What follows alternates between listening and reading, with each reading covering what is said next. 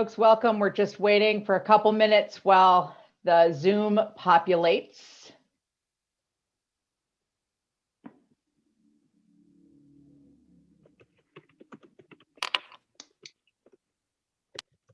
Secretary Kim, nice to see you. Secretary Blumenfeld, nice to see you. All right, welcome everyone to the February 24th California Strategic Growth Council meeting. We are going to start with roll call, and Jeannie Lee will be doing that for us. Jeannie. Good afternoon, council members. I'll call the roll now. Chair and Director Kate Gordon. I'm here. Vice Chair Mike Flood. Here. Secretary Karen Ross. Deputy Director Mark Starr as the designee of Secretary Dr. Mark Galley. Here, thank you. Secretary Jared Blumenfeld. Present. Secretary Wade Crowfoot. Here. Secretary David Kim. Here. Secretary Lourdes Castro Ramirez. Present. Council Member Nicole Capretz. Here. Chancellor Juan Sanchez Munoz. Present. Thank you. We have a quorum. Thank you so much, Jeannie. And it's hard with all these titles that everyone has. I am going to turn to Sandra Lupien for just housekeeping and Zoom related announcements. Go ahead, Sandra. Thanks, Chair Gordon, and thanks to everyone for joining us today, whether you're online or on the phone through Zoom webinar platform, or if you're tuning in on YouTube, where the meeting is live streaming. I'm here to provide some information to help guide us all through the processes for this remote meeting, which we've designed with the intention of maximizing access by all members of the public. So for those joining the webinar online via Zoom or by phone, please note that your microphone is automatically muted when you join the meeting. In order to maximize the risk of background noise, you're not going to be able to unmute your microphone yourself. For those joining online via Zoom, please note that the webinar platform doesn't enable video for attendees, so we won't be able to see your face. If you need technical assistance during the meeting, or if you have questions about the meeting process, there are a few ways to contact us. If you're using the online Zoom webinar, the best way is by using the Q&A function, which several members of our SGC team are monitoring throughout the meeting. And if you've joined by phone and you have access to email, please email sgc.info@sgc.ca.gov. And if you do not have access to email, you're welcome to text or call 916-634-3359. Now, if you plan to make public comment during the meeting, you need to be joining the meeting via Zoom, and you can be joining Zoom either via webinar or through the phone. The first step is to visit sgc.ca.gov and complete the public comment form linked there. And you'll need to complete a separate form for each item you wish to comment on during the meeting. And you may complete the form at any time during the meeting. When Chair Gordon opens a public comment period for your item, we'll read the names of everyone who has submitted a form on that item. When you hear your name on the list, please raise your hand. And you do this online in the Zoom webinar by clicking Raise Hand, which is under the Participants menu at the bottom of your screen. Or if you're on the phone, you can raise your hand simply by pressing *9. When it's your turn to speak, a member of our team will unmute your microphone. If you're online, you'll see a window pop up alerting you that the host is unmuting you, and you just need to click the option to approve that unmute. After that, you just begin to speak. And if you're on the phone, you'll hear a recorded message alerting you that your line is unmuted. Just begin to speak after you hear that message. Each speaker will have a maximum of 2 minutes to make their remarks today. If you're online, you'll see a timer pop up on your screen, so please monitor that and try to wrap up your remarks accordingly. And whether you're online or on the phone, Chair Gordon will notify you when your time is up. After that, we'll go ahead and mute your microphone and you won't need to take additional action. If you're unable to complete the online form but would like to make a public comment, please email sgc.info@sgc.ca.gov to let us know which item you'd like to comment on, and we'll make sure you're on the list. And finally, members of the council, this one's for you. To notify Chair Gordon during the meeting that you'd like to enter the discussion, simply use the raise hand function in Zoom and she'll call on you in turn. After you speak, please click the button to lower your hand, or we'll do that for you. And I think that's it. Chair Gordon, back to you. Thank you so much, Sandra. And I think that's it. Chair Gordon, back to you. And I think that's it, Chair Gordon, back to you. Chair Gordon, back to you. And I think that's it, Chair Gordon, back to you. Thank you so much, Sandra. I know that some folks in the past have had limitations on their ability to raise their hands in Zoom. So if you can't for some reason, just wave at me and I will be paying attention to all of you. Just keep your cameras on, please. Next item on the agenda is the approval of the minutes from the last meeting. Do I have any comments on the minutes and or a motion? I move. Second? Second. Perfect. And Jeannie, how do you want us, you don't want us to do roll call, right? Should we just do raised hands? Yeah. So all those in favor of approving the minutes from the December 17th, 2020 meeting, please say aye. Or Aye. actually, why don't Aye. you physically raise your hand because we can't talk over each other. So just physically raise your Okay. hand. You got that, Jeannie? Yep. And are any opposed? And raise your hand, please. And finally, are there any abstentions? Okay, so this motion passes with one abstention from Councilmember Starr. Thank you. Appreciate that. Jeannie's convinced me that we shouldn't do roll call on these easier votes, which I think is smart. So just practicing new Zoom etiquette every day. Next item on the agenda is one of my favorite parts of the agenda, which is the council member updates. If you have an update you would like to give, please raise your hand in Zoom or physically. I see Secretary Blumenfeld first, followed by Secretary Kim. Go ahead, Jared. Sorry, I'm just going on to mute. First of all, welcome. I think this is our first meeting of the new year, so unbelievably as that may be. Just want to start by welcoming, we have a new chair of the Air Resources Board, Leanne Randolph, which is hopefully she'll get to meet with all of you. But if you haven't met with her, her first board meeting is tomorrow, actually. So looking forward to that.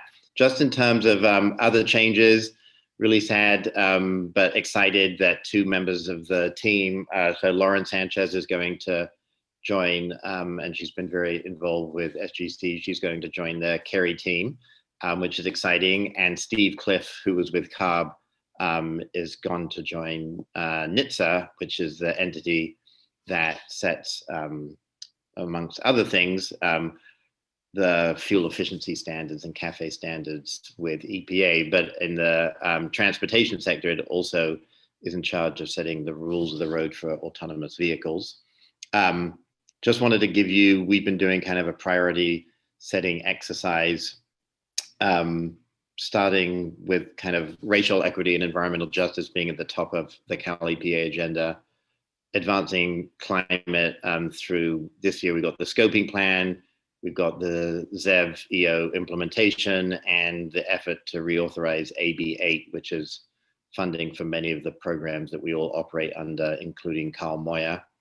We have DTSC reform, which is a big effort to really think about how we make that agency fit for the needs of the 21st century.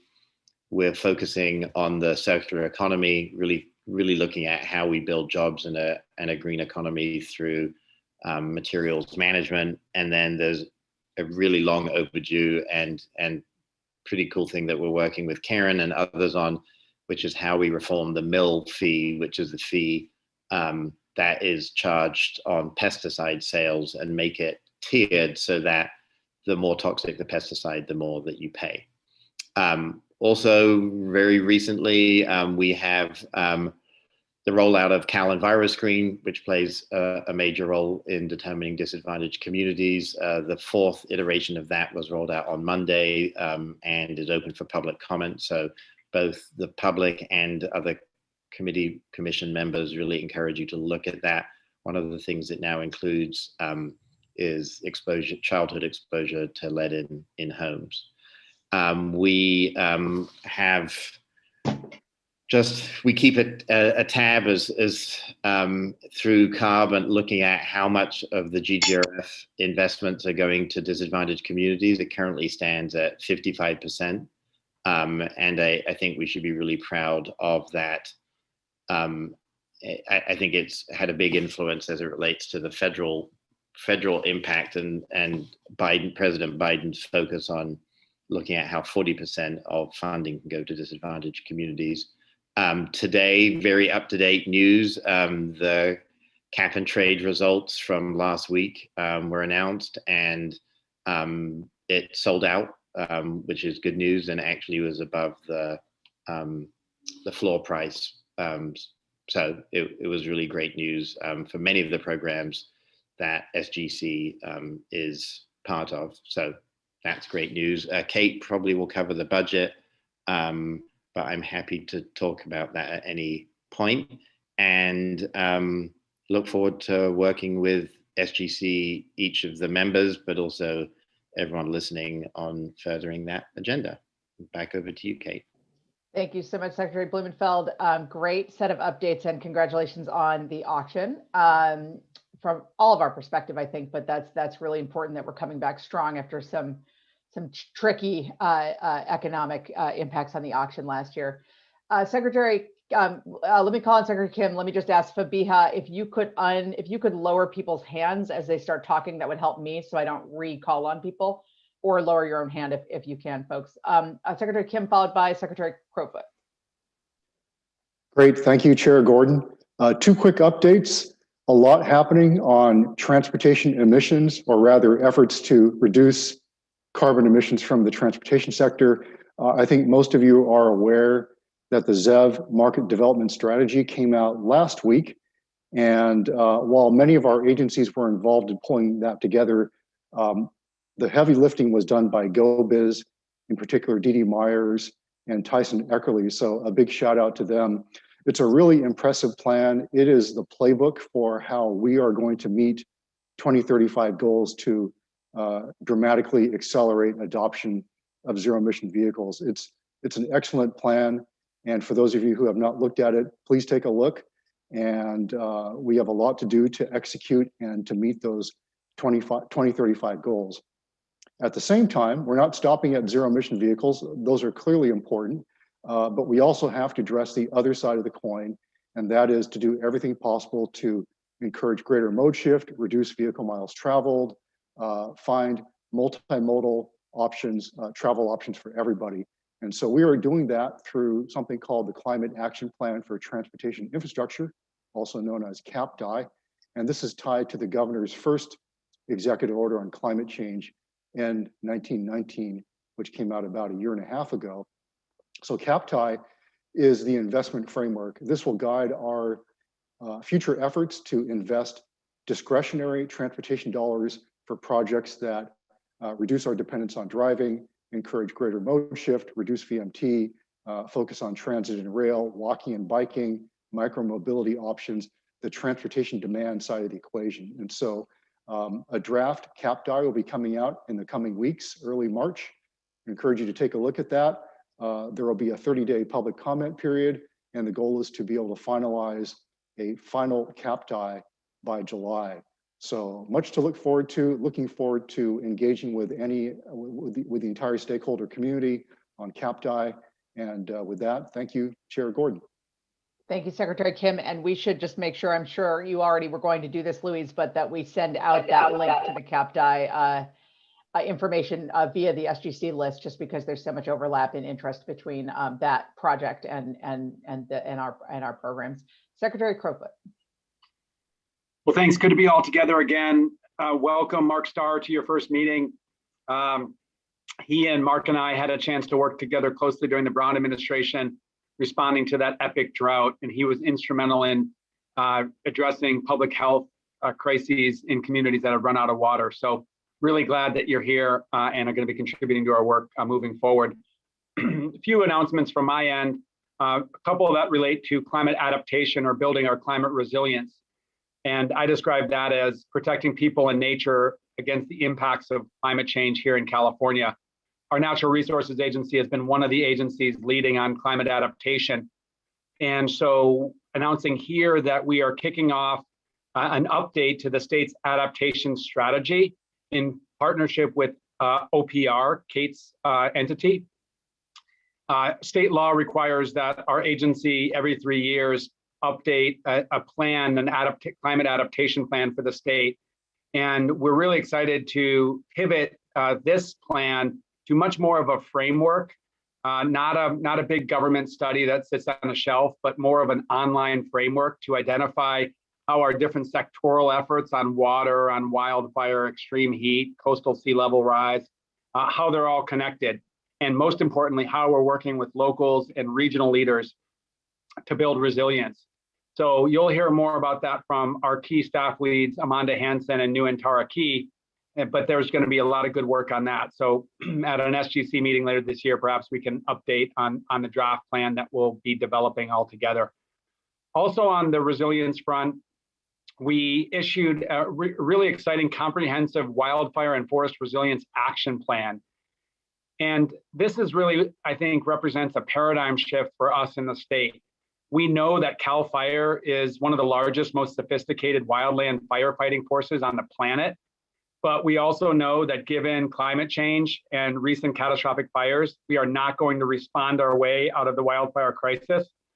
So Governor Newsom proposed a quantum leap investment last month, $1 billion for wildfire resilience activities that include investments in communities like home hardening and defensible space, around communities like emergency fuel breaks that slow down fire as it enters communities, and then large ecologically based landscape management or forest management. The action plan is really the roadmap to spend that proposed funding, bringing together our federal, our local partners, our tribal governments, and other key partners and stakeholders. So we're excited that that's now public, and we're retooling what had been the Forest Management Task Force. We anticipating renaming the task force the Wildfire and Forest Resilience Task Force and charging it with implementing that action plan. I'll note that among the sort of pieces of paradigm shift are much more focused on funding regional wildfire resilience plans, avoiding a one-size-fits-all solution from Sacramento, and instead working with regional leaders to develop the priorities for wildfire resilience and then moving state funding to those regions. And I think that tracks very closely with the work that OPR does with different regional leads on resilience. And it takes a regionalized approach, recognizing just how big and diverse our state is. We also held a webinar last month that's really the kickoff of public engagement for implementing the governor's other executive order besides the electrification executive order last fall, and that is advancing nature-based solutions. So in coming months, we'll be developing a pathways document that'll set us on a trajectory to achieve 30% conservation of our state by 2030. The so-called 30 by 30 goal was actually announced by President Biden in that sweeping climate announcement he made in the first days of office. So we now have an active partner in the federal government. And I was actually just on a convening with the federal lead on 30 by 30. So really exciting. We're also working in close partnership with both Karen and Jared, developing a climate smart land strategy around how we can better manage our natural and working lands to sequester carbon and build climate resilience. So really excited about that. Lastly, I'll say our agency is fortunate to move into a new building come July, and we'll be repopulating that building whenever it's safe. And we're using the opportunity to actually change the way the workplace looks like, to provide more flexibility for our employees to remote work for some portion of the week. That's going to mean that we can provide more flexible desktop space in the agency, get more of our departments in the agency, save building costs, save energy costs from using satellite facilities, and reduce the amount of vehicles miles traveled by our employees. So we're really excited about that and are working hand in glove with the Government Operations Agency to share lessons learned with that new workplace policy with other agencies. Thanks for the opportunity to provide the update here. Thanks, Secretary Crowfoot. Great updates from you on a number of different priority areas. Mark Starr, welcome, first of all, again, to the council, and go ahead with an update. Well, thank you very much. I thought I'd just, since I'm new, just take a few minutes, if that's okay with you, to introduce myself a little bit. For those of you that don't really know me, thanks, Wade, for those nice comments. And I remember those days well with the Drought Task Force. It was some challenging times, but good times. So I'm Deputy Director for Environmental Health in the Department of Public Health. And so I've been asked to help out with Secretary Galley, who I'm sure are quite aware, is very busy with the COVID response over the last year. I also am the acting deputy for the Office of Health Equity. So that overlaps with some of the activities of the Strategic Growth Council as well. And I've been doing that for about a year and a half. And then the other thing I'll mention is that I'm the designated State Environmental Health Director. And so that puts me in a position to interact with a lot of programs within our department and elsewhere relating to environmental health. And it's an entity of state environmental health directors nationally that coordinate on environmental health issues.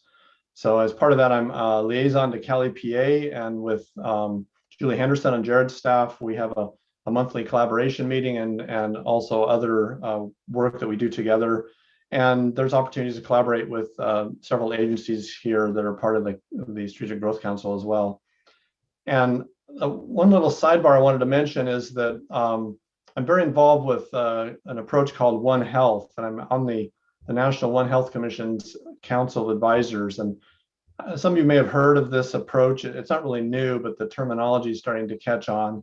There's actually some federal legislation in play right now to strengthen One Health. And so I mention it because the One Health approach, which you may know, recognizes the interconnectedness of human health, animal health, plant health, and environmental health. And it's really an approach that utilizes those interconnections to do collaborative cross-sector work and address health challenges that are amenable to that. COVID-19 is the One Health problem, of course.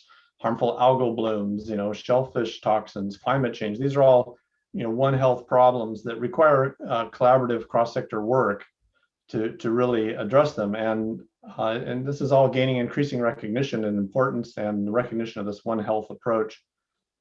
We're already doing much of this in California. We may not put the One Health label on it, but and a lot of the work that the Strategic Growth Council does, I think, fits under that One Health moniker, if you will, and that's the main reason I brought it up. So I'm really pleased to serve on the council.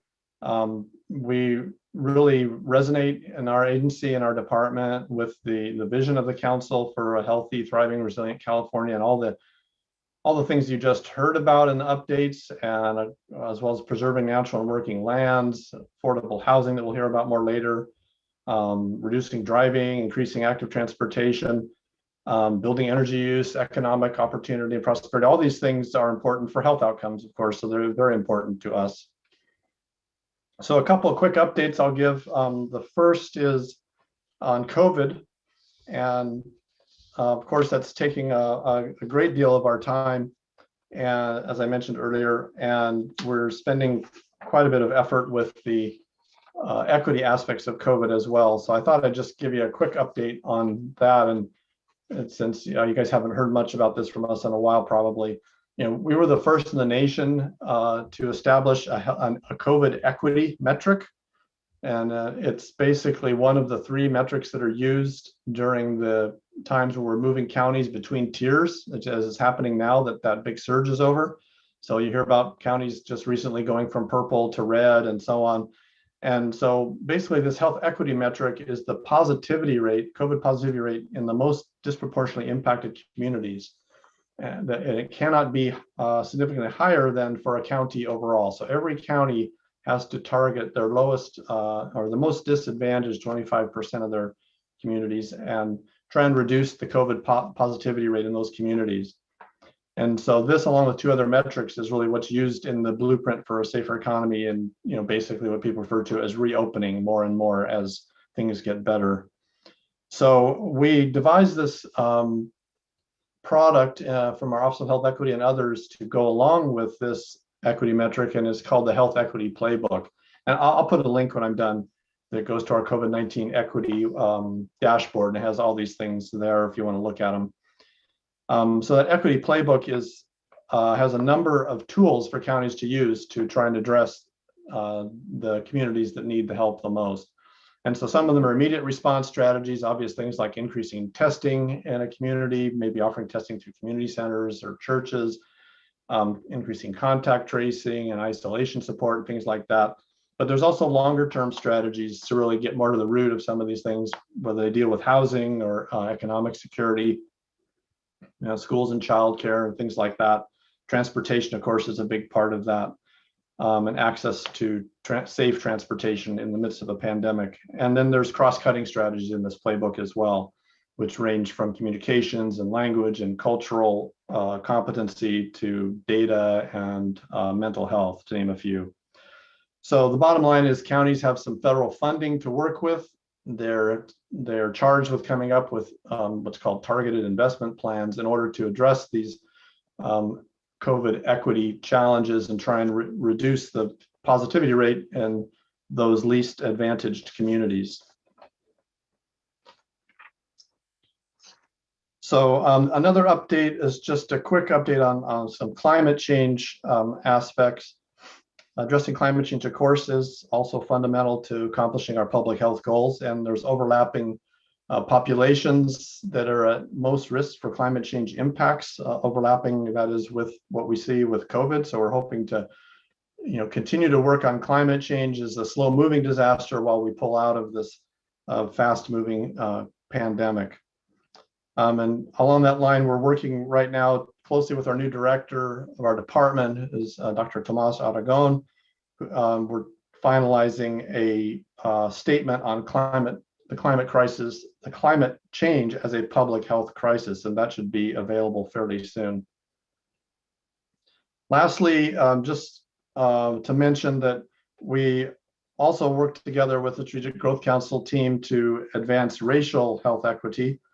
And so the council's racial equity resolution from April has been quite valuable in that regard.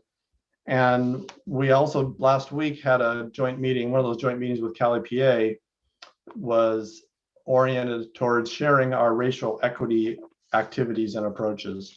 And so that was everything from how we're normalizing and operationalizing with our staff and racial equity with our staff teams, as well as with the communities that we work with, and looking at geographic disparities. Often those are racially driven.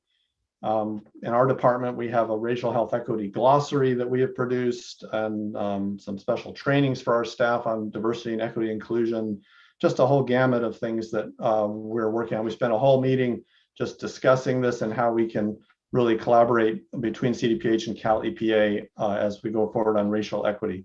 So I'll stop there, and thanks for indulging a little extra time since I'm new to the group. Thanks, Mark. It's great to hear what you're working on, and just all those interconnections with the work of SGC are really clear. So thank you for highlighting those. Secretary Castro Ramirez. Thank you, Chairwoman. I was very excited to listen to Mark speak about the One Health approach, because I think he's absolutely correct. We need to be reminded of the work that we do across sectors and systems, and the effect that has on the health and well-being of the communities we're serving. And so, Mark, welcome. Look forward to working closely with you. Just a few updates on my end, Chair and colleagues on the council. First, of course, our continued focus is on strengthening the state's housing finance system with a focus on preservation of affordable housing, or preservation of housing affordability, and also continuing to accelerate our efforts to produce more affordable housing. Secondly, a focus on prevention and ending homelessness.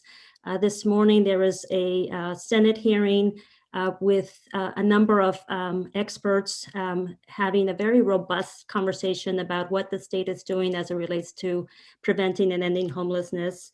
I will say that we're very, of course, thankful to the governor for continuing to lead in the space. The budget that the governor has advanced includes $1.75 billion to continue the focus on ending homelessness, with about $750 million coming or being sort of allocated for the innovative approach that is being led by HCD, the Home Key Initiative, which really works in partnership with local communities to acquire buildings and convert them into permanent housing. So that continues to be a focus of agency, working closely with HCFC, HCD, and a number of others. Thirdly, in the space of keeping families housed, last month, the governor signed into law SB 91, which enables eviction protections to be extended through June 30th of 2021. We're very thankful to the legislature and to the governor for reaching an agreement, and agency is working very closely with a number of stakeholders, a number of organizations to ensure that those eviction protection resources and information are being made available to ensure that families are being kept housed. The second component of SB 91, which is also critically important, is the establishment of an emergency rental assistance program. We call it ERAP, and the agency is working very closely to implement the framework that will enable the state to allocate about $2.6 billion in rental assistance support to tenants and landlords across the state. A lot of moving parts in that space, a lot of efforts and a lot of work that is underway to stand that program up. I will say that we're very thankful to the many cities and counties and jurisdictions that have been in conversation with us about the best approach to be able to implement a rental assistance program. There are basically three components to the rental assistance program. The first component, or three options, I should say. The first option is the state would administer the rental assistance program across the state for jurisdictions that either are not able to stand up a rental assistance program or choose to move their state allocation and their federal allocation to the state. The second option is jurisdictions can choose to administer their own rental assistance program. And in doing so, they also agree to adopt the requirements of the state in the administration of the rental assistance program. And so we have a number of jurisdictions that have selected that option. The third option is a dual rental assistance program where locals are administering the rental assistance program and the state is administering its rental assistance program. And so all that to say that there's many collaborative conversations that are underway to finalize the components of the rental assistance program, which is scheduled to launch on March the 15th. So stay tuned for more information. In the meantime, I will again share the website that has been established to provide resources and information to individuals. The website is housingiskey.com. Again, housingiskey.com. A lot of good information is available for folks that have joined us today for this meeting that are working at the local level, helping to keep individuals housed. I would encourage you to access the resources that have been made available through that website. And then the last point, Chair and members of the council, is our Executive Director of CalHFA, Tia Boatman-Patterson, who's been serving as the Executive Director since 2014, is also transitioning to the Biden-Harris administration. We're very excited for her, and just tremendous appreciation to her for the leadership and the tremendous work in terms of expanding the supply of affordable housing and also creating opportunities for thousands of families across the state to achieve and attain home ownership. The acting executive director for CalHFA is Dawn Cavier. he's essentially the second in command at CalHFA, and we look forward to working with him in the interim until the governor appoints a permanent executive director. And that concludes the report. Thank you. Thank you. So many folks transitioning, but it's a great reminder of the really strong connection we have to this administration in DC and also to California as a model for many of the policies that will be put in place there. So it's exciting, but it's a big loss to lose many of the folks you all have mentioned. I don't have any other hands up. I have a couple of updates from OPR. So let me do those. First and very short is that we've redesigned our website. So people always ask, what is OPR? And I hope that we're answering that question a little more effectively on the new website. So check it out. I was going to say a bit about the budget. Many folks on the council have already touched on the budget. I will just say, I think at a very high level, there's been a lot of media around budget surpluses this year from last year. And I think that's it's important to kind of put that in context. The surpluses, kind of in some ways sort of underscore the unequal impacts of this crisis that we've been in for the last year.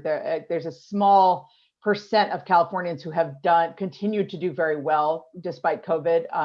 Not a lot of job loss, ability to telework, in some cases actually gained because of ventures into e-commerce and into telework and other issues. And we are incredibly fortunate. We're in a progressive tax state, and so we rely on taxes from those high income brackets. And so that's been really helpful in terms of building back up our state budget. At the same time, of course, the vast majority of Californians are not doing well in this crisis. And we, of course, as government also have a responsibility, and really a heightened responsibility, to take care of those across the state who have been hurt by the COVID crisis and the climate crises that Wade talked about so eloquently. So we have an increase on one side and an enormous increase in spending on the other side. Luckily, the federal government has backfilled some of that, particularly Project Home Key and Room Key expenses that Secretary Castro Ramirez talked about, and some of our other COVID expenses. But like many states, our climate crises are an increasing part of our budget, increasingly expensive, and bring along with them a huge amount of social safety net costs as well. So the budget that you see from the governor really focuses on really digging in both on emissions reduction, on the climate issues, especially in transportation, as Secretary Blumenfeld talked about, and Secretary Kim, as well as on climate resilience, and just trying to get ahead of those climate disasters so that we don't get run over by them increasingly in the budget. There's also a laser focus, of course, on economic recovery. And one of the pieces of the wildfire package that Secretary Crowfoot talked about is increased attention on looking at community economic development opportunities around some of that forest material coming out of our forests, and thinking about how can we build in recovery and job creation into our climate goals and into our climate programs, which is a really important focus, I think, for all of us, both in California and nationally. Finally, the budget, and I think that various people have said this actually better than I could, has a real underlying everything in the budget from the governor is a focus on equity and a focus on regional diversity. The fact that regions of the state are all very different and have different challenges and different opportunities. So it's a budget that's responding to a very difficult moment in time. And we're spending a lot of time now with the legislature across all of our agencies working to work through this budget, approached through the bills that are coming out, and to get to the May revision. I just wanted to say a couple of additional things from the Office of Planning and Research perspective. One is just to amplify Secretary Crowfoot's point on the adaptation strategy. We're very pleased to be working with Resources Agency on that strategy. I feel like we've developed a really good partnership and a real laser focus on resilience and adaptation issues. So we're really thrilled about that. Two areas where Office of Planning and Research is doing work that have a big stakeholder component that many listening to the call will be interested in. One is that folks may remember from the governor's executive order N7920, which was the executive order mostly on zero emission vehicles. That order also directed my office, the Office of Planning and Research, to work with the Labor and Workforce Development Agency to produce a just transition roadmap by this July. I wanted to talk about that for a minute. What we're really looking at here is a a roadmap or really a set of common approaches to how resource-dependent communities across California can think about a transition to a carbon neutral future, and looking both at the impacts on existing workers in those industries, but also on those in the communities that have either been disproportionately affected by those industries, whether by pollution or other impacts, or just have been traditionally left out of job creation and economic opportunity in the past. The roadmap will not be an endpoint, it will be a starting point, really laying out core principles of how to think about a set of tools that need to happen in any region dealing with this kind of transition, from economic diversification strategies to move away from dependence on these resource-intensive industries, to creating what we call high road jobs, family supporting jobs with pathways into those jobs for everyone in the community. Industrial transformation where that's possible, where the industry itself can transform and diversify into new innovative opportunities, and particularly low carbon opportunities. Safety net implications, for instance, retirement bridges for those who are older in those industries who are not going to easily transition, but essentially just need increased safety net because of job loss. Workforce development strategies into jobs once we see what kind of growth opportunities there are, and of course a stakeholder process across the board in each of these places. This is going to be an iterative process with a very significant stakeholder engagement piece. Starting in April, we at OPR will be putting in place a public process to engage Californians across the board with a series of virtual workshops, as well as some individual kind of sector-based conversations. And so I just encourage folks to go to our new website. There is a Just Transition kind of vertical on the website, and we will be both asking folks to kind of sign up for updates there, as well as posting a stakeholder engagement strategy.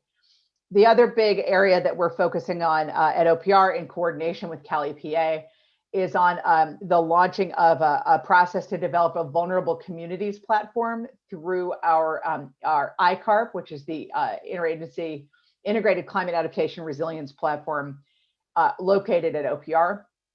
And this really recognizes that while climate change impacts today, and I'm just gonna not quibble with Mark, but say climate isn't always a slow moving issue. It's unfortunately a clear and present issue for many parts of the state.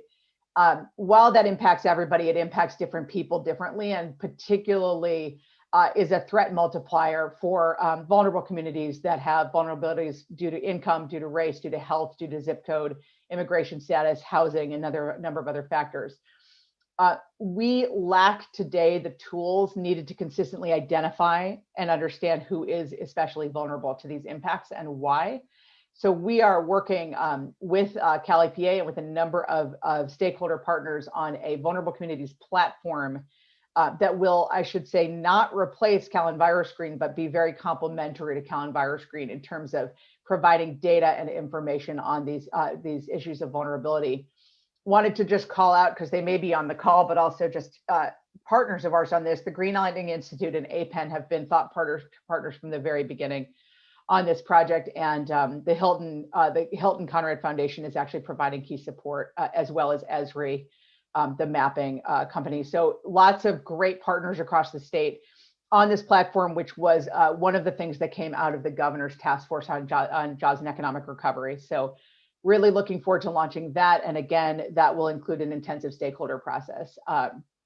So keep your eyes open on that one. So that was a lot of updates from a lot of us, and I appreciate everyone's patience, and I always learn a lot from these. So thank you to all of you. I think they always just really underscore the intersectional nature of all of the work that we're doing across California. With that, I am going to turn to Director Louise Bedsworth, for the Executive Director report. Great. Thank you, everyone. And yeah, I guess as Jared noted, happy 2021 to everybody. First meeting of the year. I'm just going to give a few quick updates, not a ton to report out this time, but just wanted to make you all aware of a few key activities. So next slide, please. First, I wanted to provide a staffing update and say I'm just thrilled to announce that Luis Jimenez Romo joined SGC and OPR in our shared communications team as the new communications officer, working with Sandra Lupian and the rest of our external affairs and communications team. And so we're thrilled to have him joining us from California Volunteers, and actually a longer history as a California state worker. So we're just thrilled to have him with us. We're also in the midst of hiring for 3 positions, our senior administrator position, staff council position, and the 3rd member of our high-speed rail team. So we continue to have a partnership with high-speed rail to support sustainable development and conservation around the high-speed rail project. Next slide, please. Next, I'll just jump into a few quick program updates. I know we will go through AHSC in a lot more detail in this meeting, but just wanted to provide a few other updates. Next slide. First, I just wanted to give a quick shout out to our TCC, our Transformative Climate Communities team and grantees, and to say we have executed 2 out of 3 of our implementation grants, which is just a tremendous accomplishment in terms of the complexity of those grant agreements. And we actually have work already getting underway from those awards that were made in June, and all 3 planning grants executed. And we're seeing really tremendous progress on earlier TCC award recipients. And I did also specifically wanted to mention that Ontario, one of our round 1 awards, is opening its affordable housing development as part of that project in March. And we're really excited to see that coming to fruition. Next slide, please. As I noted, we are going to talk about the round 6 guidelines update, and staff will present more details on that today. I just really wanted to acknowledge the tremendous engagement, both with stakeholders, but also with our agency and member agency partners on getting tackling some big issues in the Affordable Housing and Sustainable Communities program. And so I just wanted to take a moment to say thank you to everybody for really thoughtful input and engagement, and note that we are looking at basically a continued and sustained collaborative process around the program guidelines and how we can be serving the broad set of goals that we have through AHSC. And I think increasingly understanding the complex interconnections of those goals. And so we will focus today on the round 6 guidelines, but just want to say there will be more to come and many opportunities for continued engagement in that process. But really did just want to take a moment to say thank you to everyone who's been helping out with that work. Next slide, please. Our partners at the Department of Conservation recently put out the draft round 7 guidelines for the Sustainable Ag Lands Conservation Program for comment. The deadline is March 23rd, and there are 3 upcoming workshops.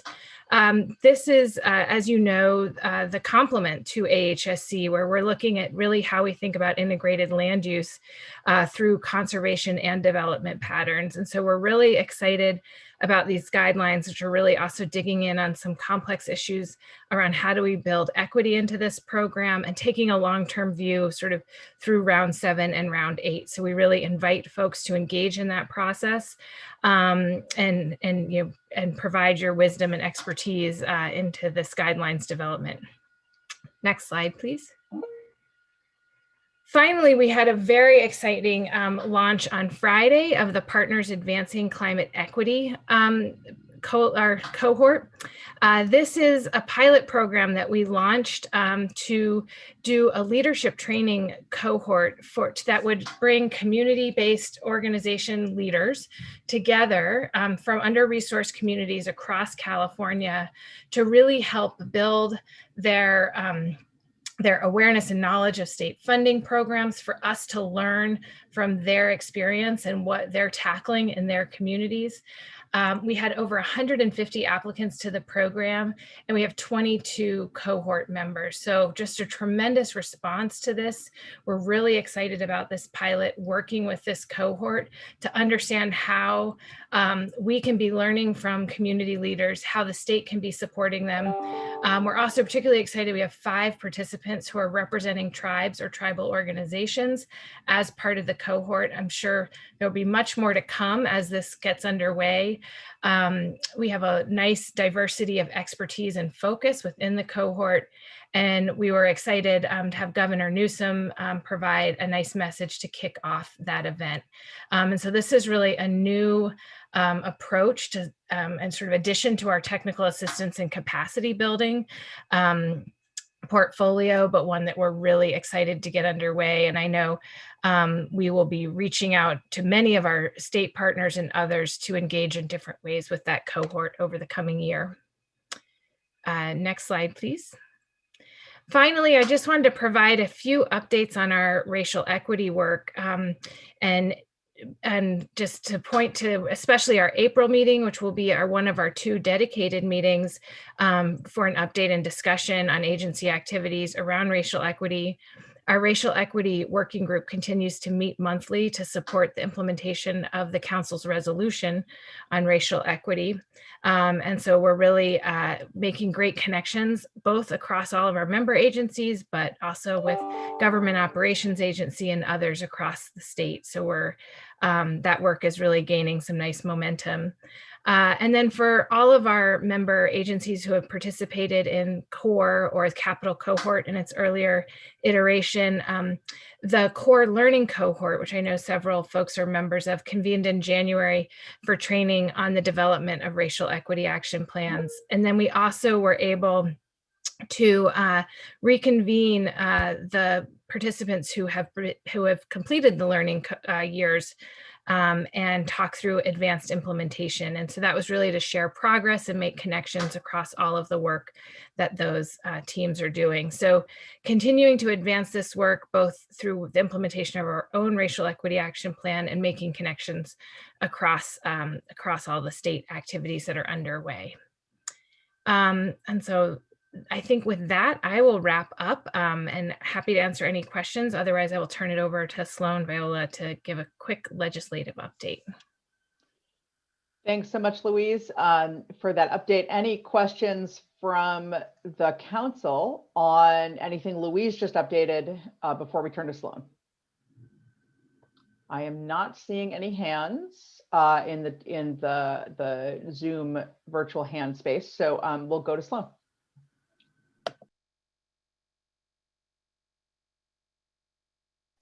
Sloan, are you there? I was on mute. Thanks, Kate. Good afternoon, council members. My name is Sloan Viola, the Legislative Director for OPR and SGC, here with this year's first legislative update. Next slide, please. So last Friday was the deadline to introduce new bills, and the Assembly introduced a little over 1,500 bills, and the Senate introduced a little over 800 bills. There was a lot of interest in SGC this year, and I counted about 30 bills that impact our organization, either by creating new programs or advisory roles, impacting existing programs, or bills that impact how we function operationally. And then there are also 2 resilience bonds that are very noteworthy. Next slide, please. So of the bills that create new roles and responsibilities, and just a note, because there are too many bills to talk about in great detail, I'm just going to provide a high-level overview of the bills within each of these categories. So the bills that create new roles and responsibilities, there are several that create new responsibilities for SGC to coordinate regional resilience planning and implementation, and then also have SGC serving in an advisory role in functions of state coordination on resilience. There's a bill that would have SGC provide matching funds to NIFTY 2 districts. NIFTY 2 is a type of tax increment financing tool that is geared towards generating transit-oriented affordable housing development. There are bills that would create grants for community-based organizations to help people in disadvantaged communities access state incentive programs. These include home weatherization in disadvantaged communities, or CalFresh, or similarly related programs.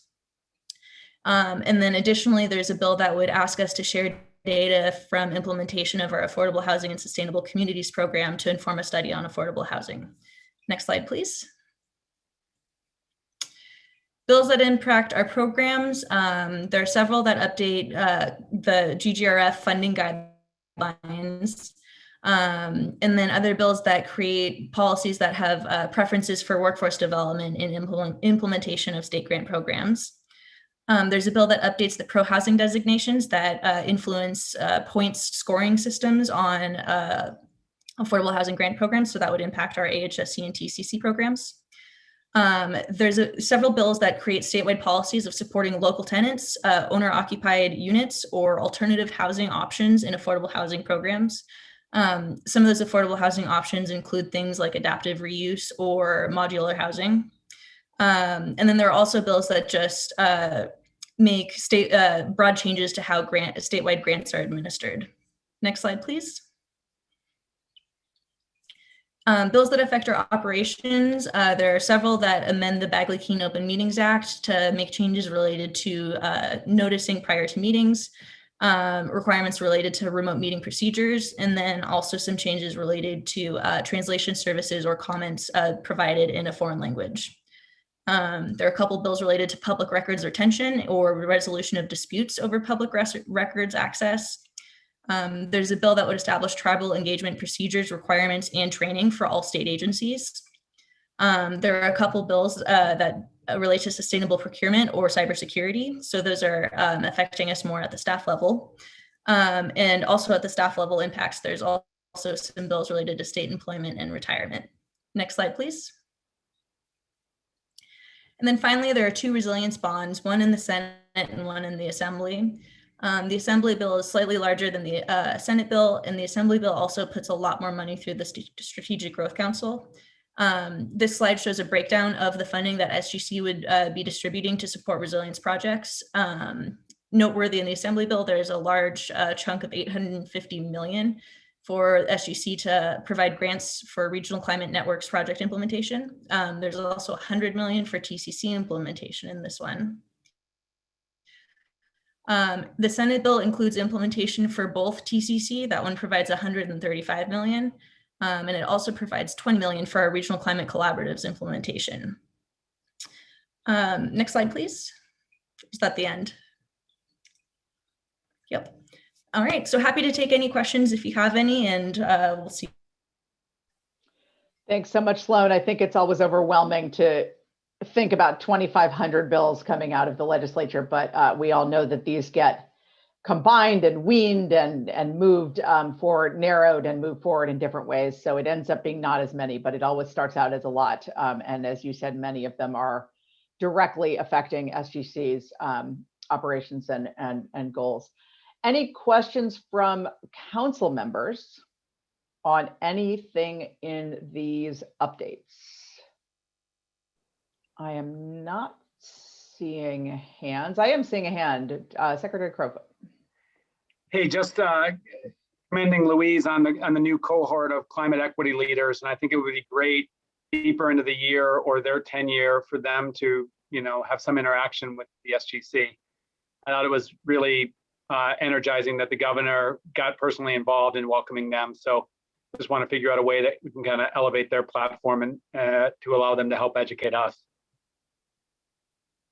That's a great suggestion. Thank you. Thanks. Yeah, very inspiring group of people. Any questions on the legislative agenda? I know many of us who are in agencies are dealing with many other related bills, but any questions on any of that? I am seeing none. Are there any public comments on this item, Sandra? There are no public comments on this item. Okay, I think with that, we will move into our first discussion item, which is a presentation from CalCAN on a recent review that they just did of AHSC and the SALC programs. And Jeannie Merrill from CalCAN is here to present, and Jeannie and I actually worked together way back in Wisconsin on land and climate issues. So it's great that we get to work together again here in California. It's great to see you, Jeannie. I'm going to turn things over to you. Wonderful. Thank you, Chair Gordon, council members, Director Bedsworth. It's good to be here. Can you hear me? Yes, we can hear you and we can see the screen. Oh, you can. Okay, great. Wonderful. Thanks. I'm going to give a very sort of high-level brief overview of a report that we completed at the end of last year called Resilient California. Economic Recovery and Climate Resilience Through Smart Growth Strategies. It's a review of the AHSC and SALC programs. Let's go to the next slide, I should say. We decided to do this in coordination with a project advisory group made up of stakeholders familiar with both programs, because a lot of good work has happened with AHSC and SALC. It's been, at the time, 6 years of program implementation and approximately 1.8 billion in AHSC and SALC investments. And we wanted to take stock of how well the AHSC and SALC programs work together to maximize the reduction in land use related greenhouse gas emissions. We began this work well before the pandemic hit, but certainly the pandemic has laid bare a number of vulnerabilities in our communities, including the impacts of overcrowded housing on virus transmission, the impacts to public transit systems, market loss for farmers, and disproportionate impacts on farm workers. All of that, of course, relates to the work of AHSC and SALC. And as you all know, when AHSC and SALC were first envisioned, the idea was that these two programs would work in tandem together to deliver projects that reduce greenhouse gas emissions. And this is a quote from the SALC guidelines back in 2015, and says, by investing in infill development, improved mobility options, and protecting agricultural lands strategically to keep growth within discrete boundaries, the components would work together to reduce greenhouse gas emissions in the aggregate and over time. So our questions in doing this review are the AHSC and SALC programs achieving the original vision of synergistic project development and long-term land use change? And could a regional approach to implementation of the two programs improve their impact, and how might such a regional implementation approach be achieved? Next slide, please. So we went about looking at AHSC and SALC data over the years of implementation. As I said, we had a project advisory group made up of stakeholders in the infill housing and farmland conservation communities, and we interviewed stakeholders familiar and involved with both of the programs. And what we found was that AHSC and SALC projects overlap in just 32% of the funded counties, that there are projects in 47 counties, but just 15 counties, or 32%, had both project types. And so we're not really achieving the sort of synergistic benefits, I think, that many had envisioned at the beginning of these programs. Certainly we're delivering a lot in terms of infill development and farmland conservation, but not seeing the kind of overlap in synergistic implementation across counties and across many counties. We also found coastal and urban regions tend to outperform the Central Valley when looking at AHSC funding. And for SALC, both urban edge farmland conservation and rural ranchette avoidance projects are being funded, but they're also demonstrating the trade-offs in those project types, which include that protecting that urban edge agriculture tends to be more expensive than projects that are further out, but they have higher greenhouse gas emissions avoidance benefits compared to those rural ranchette avoidance projects. And then we also saw quite clearly that technical assistance has really improved the reach of the SALC planning grants, and that overall program design, land use policy, and politics can create some challenges for a regional approach of implementation of the two programs, but we have ideas about that. Next slide, please. So our recommendations coming out of this review, and I encourage you all, if you can, to check out the report. There's a lot more details in the report than what I'm covering today. But in terms of our recommendations, we suggest developing a regional pilot effort under AHSC and SALC programs, with the idea of, based on mapping, data analysis, and community outreach. We recommend that SGC and partner agencies develop a pilot in identified regions, especially in areas like the Central Valley and the Inland Empire, where increased smart growth development and farmland protection are greatly needed. And based on our research and interviews, we believe that the state has the tools to identify a region suitable for such a pilot, which would bring together AHSC and SALC of dollars over a 2 to 3 year period. We're not suggesting a co-application process. We're really talking about bringing together stakeholders on the infill development side and on the farmland conservation side and sort of land use planning in general to look at ways to bring investments to targeted regions. And then next, we really see the value, sorry, not next slide, expanding planning grants to provide the necessary resources for integrated planning and development. We think there are still opportunities to further refine program design to continue to support urban edge farmland conservation. And then we talk in the report about ways to go beyond AHSC and SALC programs to support an integrated land use planning grants and more. Anything from supporting transfer of development rights programs, ag mitigation programs, et cetera, and develop ag land mitigation programs, as well as finally, I think Secretary Crowfoot spoke about this, support work at home policies. We've certainly learned some lessons from the pandemic and bringing in together, work at home policies that also bring in home energy efficiency efforts, because working from home without those energy efficiency measures in your home office may not actually help reduce emissions as much as we would like. So those are a set of recommendations coming out of this work. There's a lot more data and analysis in the report than I have time to go over with you today, but really appreciate the opportunity to be able to share our findings with you and welcome any questions or comments that people may have. Last slide, please. Thanks so much, Jeannie. Really appreciate it and appreciate the work. Do I have questions from, sorry, now I can't see my thing. Yeah, Nicole, go ahead. And then Karen, I'll go to you next. Yeah, Nicole okay, first. Great. Thanks for the report and the analysis. Just out of curiosity, when you talk about a regional pilot program, how do you envision that working with AHSC? So we imagine with both AHSC and SALC, where SGC and the partner agencies, so DOC and HCD, would look at a particular region that has the sort of right mix of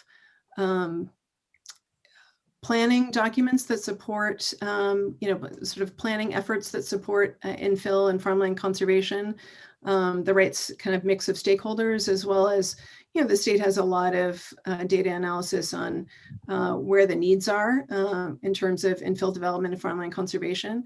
As I said, we're not advocating for a combined application process, but more just saying, looking at improved technical assistance and improved planning grants for those targeted regions to then get them ready to apply for AHSC and SALC investment dollars.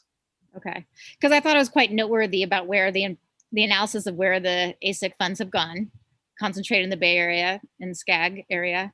That's been part of our discussions on AHSC from previous council hearings. And I think there's a lot of legitimacy and viability to, and Louise hinted at this in a way that there's going to be ongoing discussions for criteria for big programs like AHSC, which is like developing potentially regional criteria, because as Secretary Crowfoot said in the beginning in his comments, like having just one top-down, one size fits all criteria, it just doesn't work. I mean, there's just so many regions that have been left behind. And so for multiple reasons, and it's nobody's fault necessarily. It's just it just is, because we're all in different spaces and have different struggles and challenges and opportunities. So anyhow, I appreciate that approach, and I I think there's a great nexus with the next conversation on ASIC and the existing guidelines and going forward, what's possible. So thank you for your analysis. Appreciate it. Thanks, Nicole. I have a follow-up on that, but I'm going to go to Secretary Ross first because I know she's got a conflict shortly. So Secretary Ross. Thank you. And honestly, there's not a raise hand function in mine. I know, I'm sorry. I try to keep an eye out, but okay. It's hard. I know. I don't want people to think I'm still, after all these months, completely illiterate on the computer stuff. And Nicole actually asked my question, but first of all, Jeannie, I wanted to say the report is very impressive. So I really appreciate the deep dive analysis that was done. As you know, I'm a huge fan and love seeing how we have been able to attract more and more applicants for the planning grants and thinking very strategically about how we incentivize that better. And then, you know, since we want to get co-benefits from everything we do, we know the continued plea from small farmers and especially our underserved, socially disadvantaged farmers is the lack of access for long-term leases and the ability to think about that as a huge societal equity benefit that could come from some of this work would be something that it's not directly connected, but if we're doing this work, let's think about every co-benefit that can come from saving that farmland, especially close to the urban edge where the markets could be. Thank you. And I would just briefly add, I think DOC has done a lot of really excellent work that we found in improving that technical assistance. That's really paid off with the planning grants. And one of our recommendations is for AHSC to also look at a planning grant option, which is not currently a part of the program. But if you, when thinking about that regional approach, if you had planning grants available on both sides of the equation, that could really help bring about the sort of synergistic benefits of both programs. Thanks, Secretary Ross and Jeannie for that answer. I have Secretary Crowfoot with the hand up. Well, I was, commend CalCAN on the study and SGC for commissioning it. I do think this is a really good example of where we have to figure out how to continue to improve and optimize, our programs, and really exploring the connection between the two programs, I think, is important. I just want to, recognize Nicole's comments around, palpable frustration from some regions when we have these statewide competitive programs that are, scoring programs. Then we have unintended consequences of the way that we, establish the criteria for selecting projects. So I know, Kate, you're going to sort of talk more about that, but however, how we can ensure that we're, providing, for a competitive process, but then also ensuring that we're getting, projects out to address their unique regional needs, I think is critical. I think my main comment is I'm really excited, particularly with SALC, but because I know it better, but affordable housing, grant program as well. I think the challenge I see is, we're never going to have the public money to fully, create an inflection point on the land use. So I think these grants are important, but I'm really interested to know what sort of policy we can follow up with to, to complement these and to really create broader drivers to both retain open space where appropriate and also build more affordable housing in cities. Whether that's in, my colleague David Shabazian at Department of Conservation has some really interesting ideas around transferable development rights. And I know we've always been talking about a Williamson Act 2.0, but I just think, the more we can, help these programs succeed and hopefully expand and think about, policy drivers to vastly impact the scale of these solutions would be very helpful. Thank you. Thank you. Wade, can I piggyback on that, Jeannie, and then go to you, which is you have a specific recommendation around the Sustainable Community Strategy, which of course is part of the Cap and Trade program, GGRF. And that is the one program sort of in the Cap and Trade ecosystem that's like supposed to be or tries to be directly regional and focused on land use. I'd love to hear, kind of to Wade's point about where are our leverage points, where are our strategies, how can we bring these things together with, other planning elements that the state doesn't control, like local plans, general plans. What are you thinking on that? Can you just say a little more about that recommendation and then maybe other thoughts you have based on Secretary Crowfoot's comment? Yeah, I think a couple of thoughts. One is around that AHSC SALC pilot, regional pilot effort proposal, is to think about in identifying regions where you have strong regional SES plans, but lack the kind of implementation dollars to help make it happen. So really using the SCS regional plan as sort of a lens to figure out where might we do a regional approach on some of the implementation. So that's one thought. I would say that Dr. Steve Wheeler at UC Davis, land use planner, has many more thoughts about how to include, how to improve the SES implementation. We didn't dive into all of those ideas. He was part of our advisory group for this report. But I think the first part is just to figure out where in the state is sort of ripe for investment on planning grants, on technical assistance.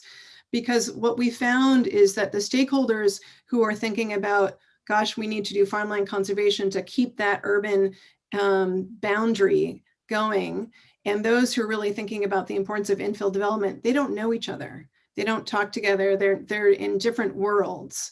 And so the need for kind of helping to bring those two communities together, we think can be done with that sort of regional focus, but it is a synergistic focus. It's really about bringing the two sides of AHSC and SALC together. Thanks, Jeannie. That's really helpful. And I think one of the theories of SGC from the beginning was those two pieces coming together. So it's a great reminder. Chancellor Munoz, I saw your hand up earlier, so I'm going to come to you.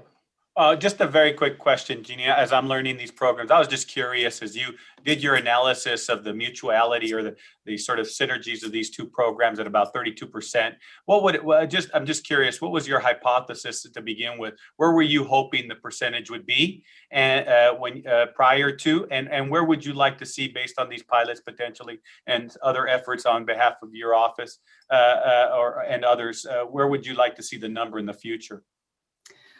Well, I would say going into the project, our guess was that we wouldn't see a lot of overlap in counties where there were both AHSC and SALC, just because for CalCAN, we're a coalition of sustainable and organic agriculture organizations. We've been involved with SALC from the beginning.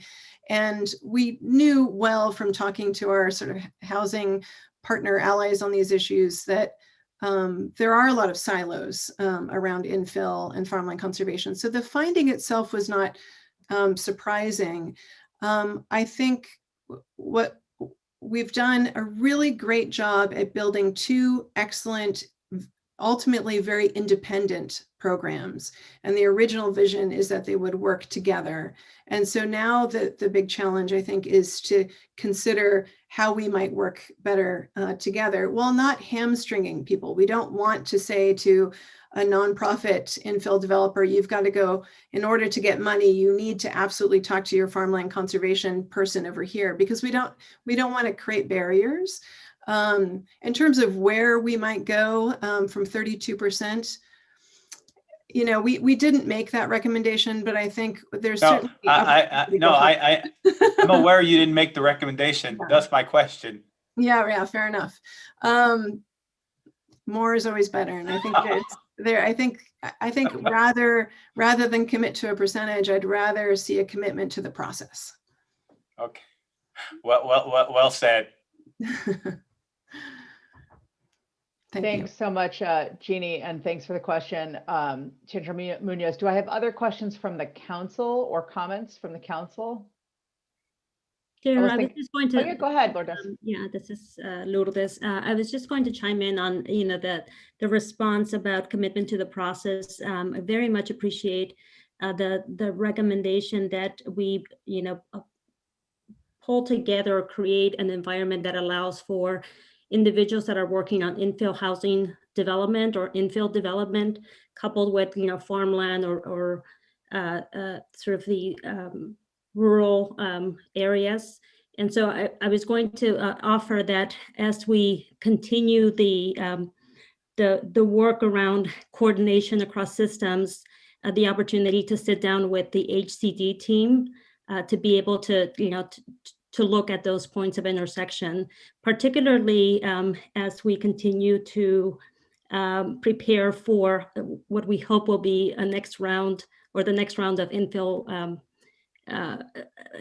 housing grants, the Infill Infrastructure Grant Program. Yes, a mouthful. So, you know, definitely, I think that this is, really a great opportunity for our teams to be able to, sit together and to look at ways to ensure that we are thinking through the funding process, the technical assistance, and also sort of creating that opportunity to collaborate in a more sort of cohesive fashion. So very much appreciate that point. Thank you. I'd welcome that.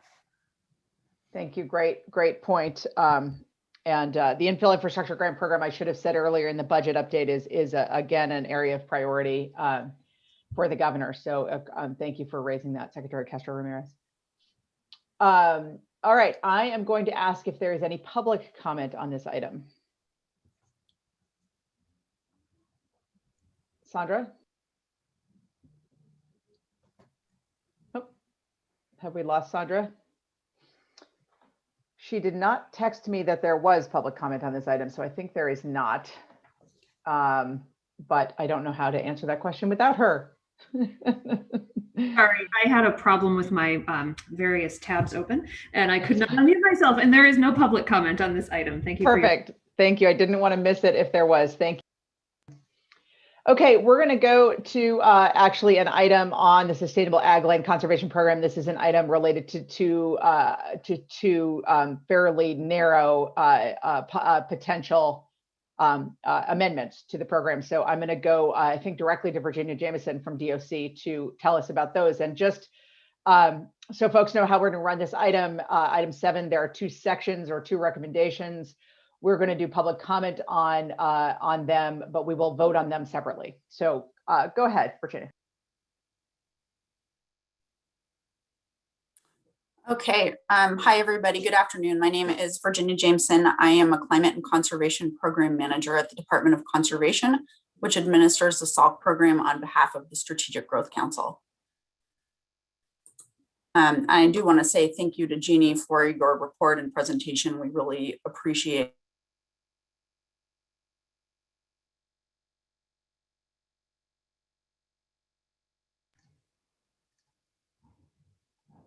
you being a thought partner in administering these programs.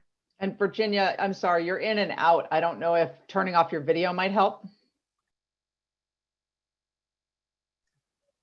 Is Virginia freezing for other folks or just me? She is. Yeah, she is. Okay. So next slide, please. Virginia, I don't know if you can hear me.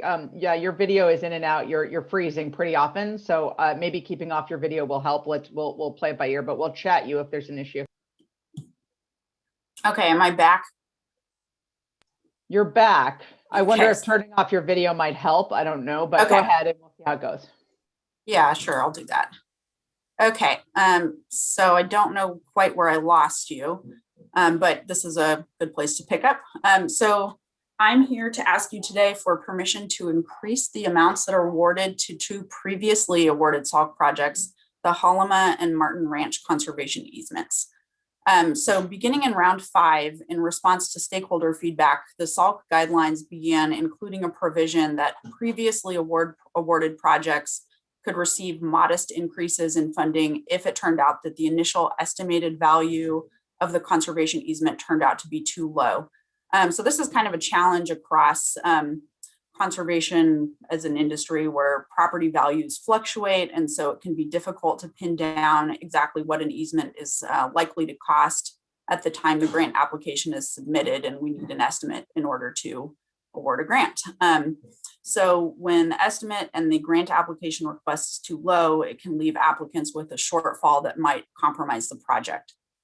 So in order to respond to that challenge, the SALC guidelines stipulate that the program can grant small increases of up to 5% with staff approval or up to 15% with council approval, which is what we're here to ask you today. And so each of these 2 easement projects here ended up having higher appraised values than initially anticipated, and therefore the applicants are requesting additional funds. So next slide. So in the case of the Holima Ranch, which is located south of Lompoc and is was previously known as Project 39 in round 5 of the program, the original award made for the project was $1,550,000 $100,000, which includes associated costs like staff time. But when the property was appraised, the appraised value of the easement ended up being $2 million. So the applicant is requesting an additional 15%, which comes out to $232,500, which would be a total of $1,782,500 from the SALC program. And then that remaining shortfall will be covered by a landowner donation and other private funds. And this is the Land Trust of Santa Barbara County. And then in the second case, next slide, please. The Martin Ranch, which is located east of Winters, and it's a previously was known as Project 3 in round 5 of the program. The applicant is requesting an additional 10%, which is $60,750 for a total of $718,250. So in this case, the original request was for $810,000, but it turned out the appraised value was $1 million. So a 10% increase is what they're requesting, and that would bring the shortfall to $129,250, which the applicant plans to secure from other match funders.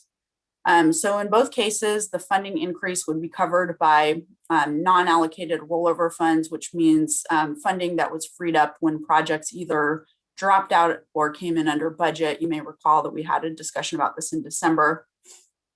And staff supports awarding these extra funds to both these projects. Are both good projects, great conservation values, and we wouldn't want to lose the opportunity. So this is a very brief presentation. That brings me to the next slide, which is part 1 of the staff recommendation, which is to increase by 15% the amount of the SALC program award made in 1819 to the Land Trust for Santa Barbara County, because the appraised value is higher than the awardee's estimate of this conservation easement on the Halama Canyon Ranch, as specifically allowed by the Round 5 program guidelines. And then second part of the action, next slide, please, is 7B, very similar action, except to increase the award by 10%, as is allowed by the guidelines. So that concludes my presentation, and I'll take any questions you have. Thanks so much, Virginia. Appreciate that. Any questions from the council members on either of these two items? Wade, go ahead. Oh, several comments. Okay, go ahead. Wade, I saw your hand first, but then it went away, but go ahead. When ready, I would be ready to move the item. Great. Well, hang on for just a second. David Kim. Thank you, Virginia, for the overview. Just a quick question, and you may have already covered this. Would these funding increases be taken from future rounds of SALC awards, or can you explain that a little further?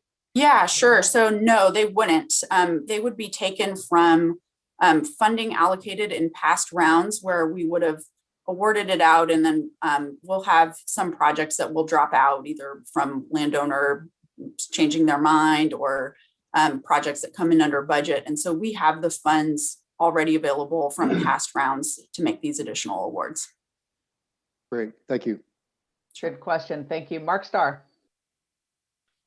Yeah, I had the same question, so thank you for that. But and also just a trivial point on I think the last slide, it looked like it should have been 65,000 instead of 60,000, but I assume that we're voting on a percentage, so I don't assume that number probably doesn't really matter, but just wanted to check the dollar amount.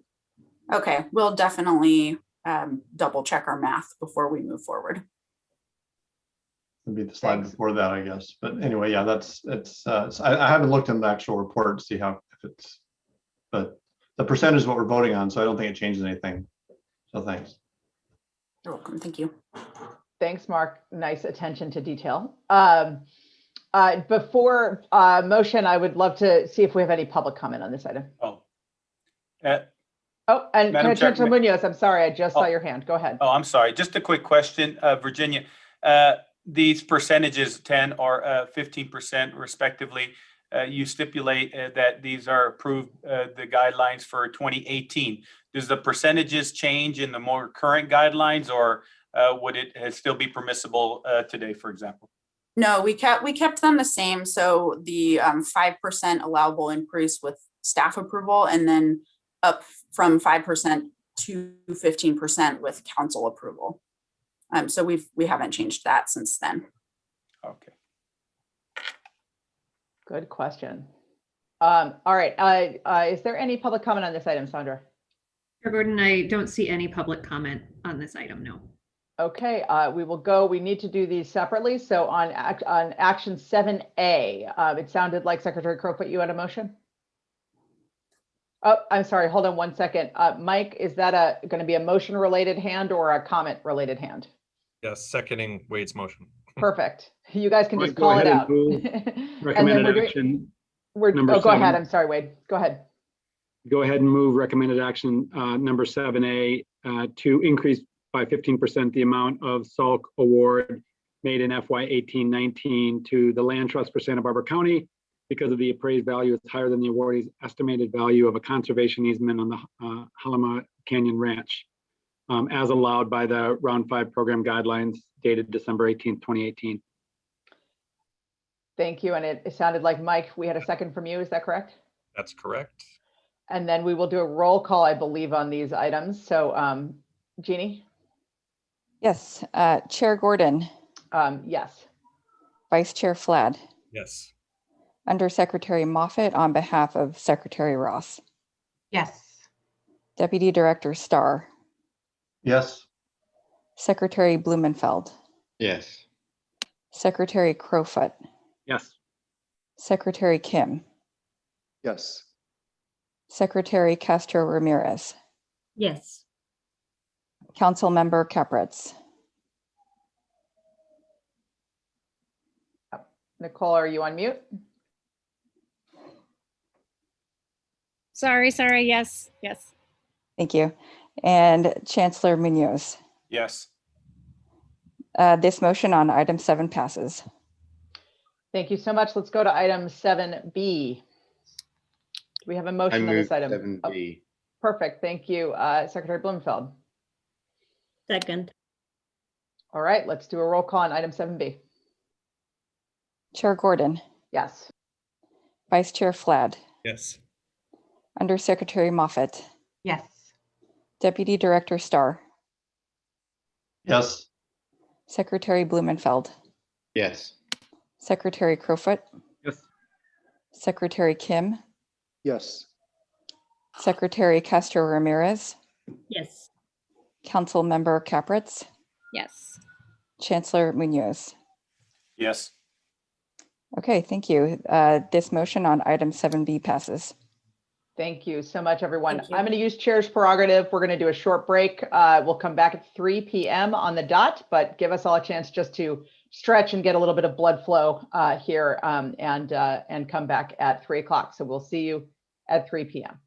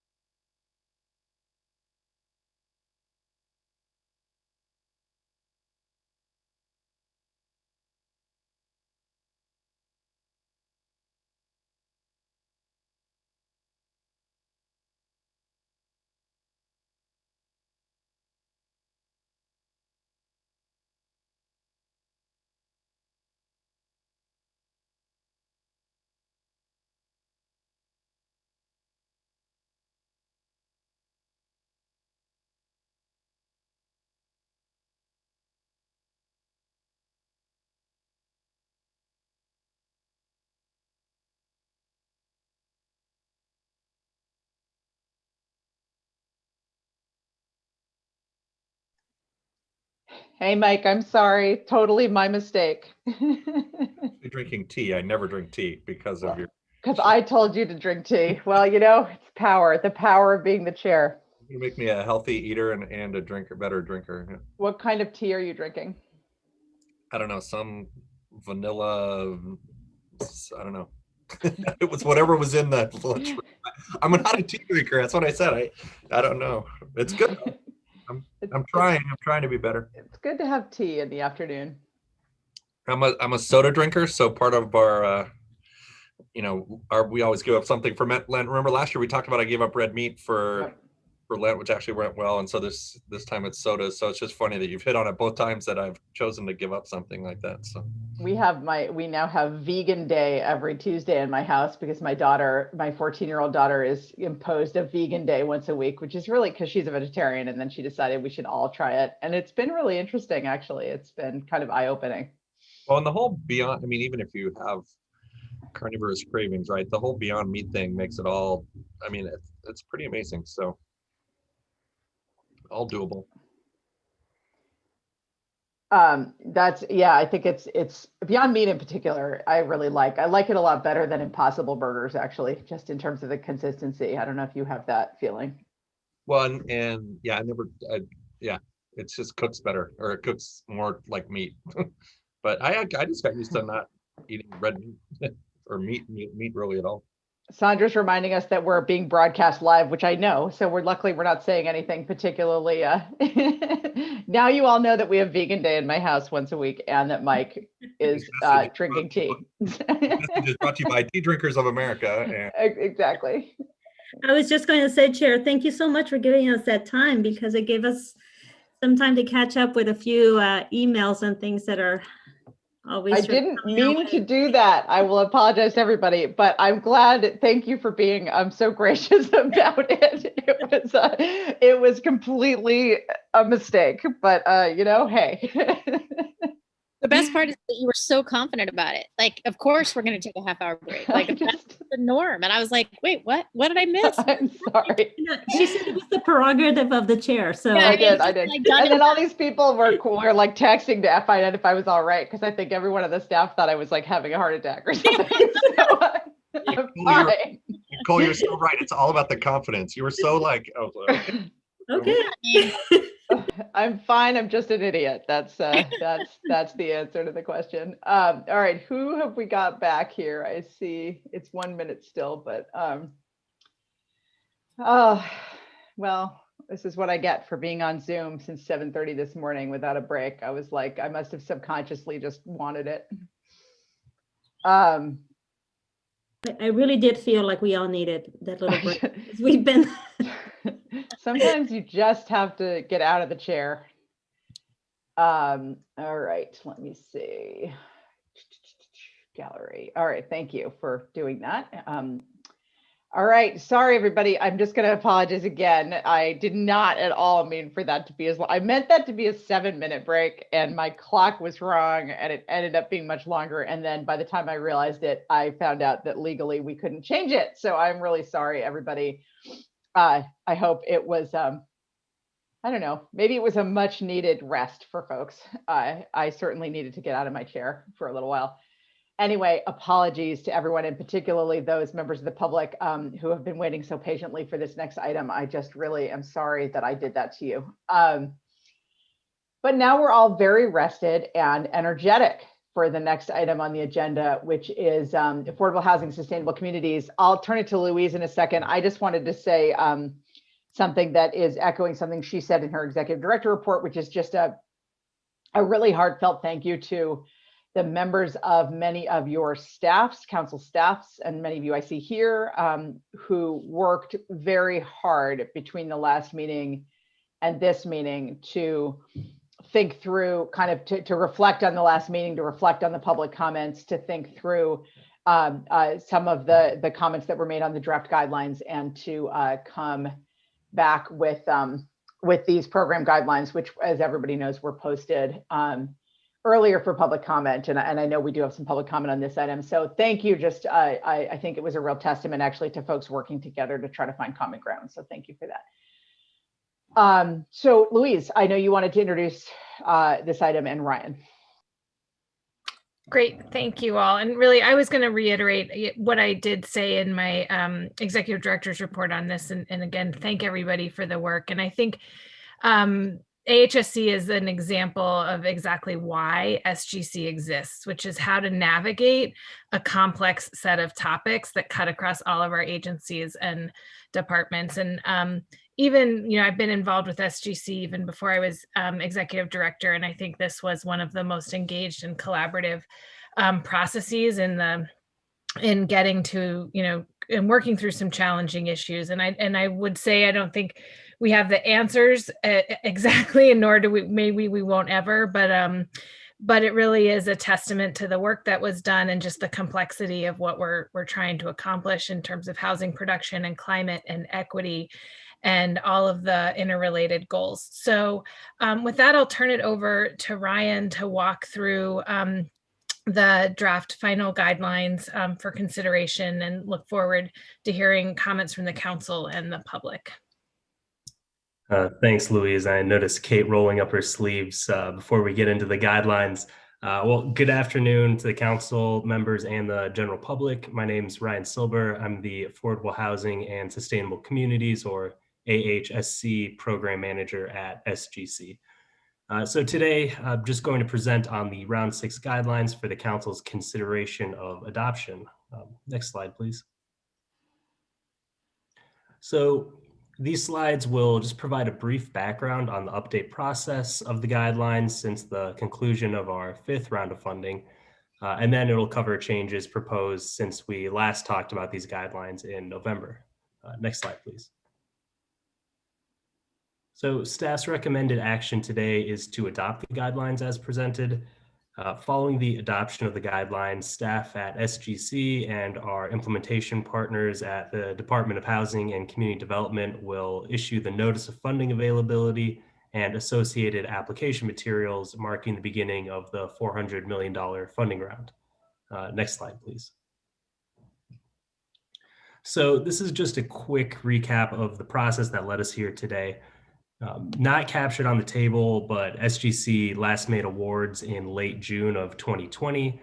The next item that actually appears on the table is the issuance of our draft guidelines 3 months later.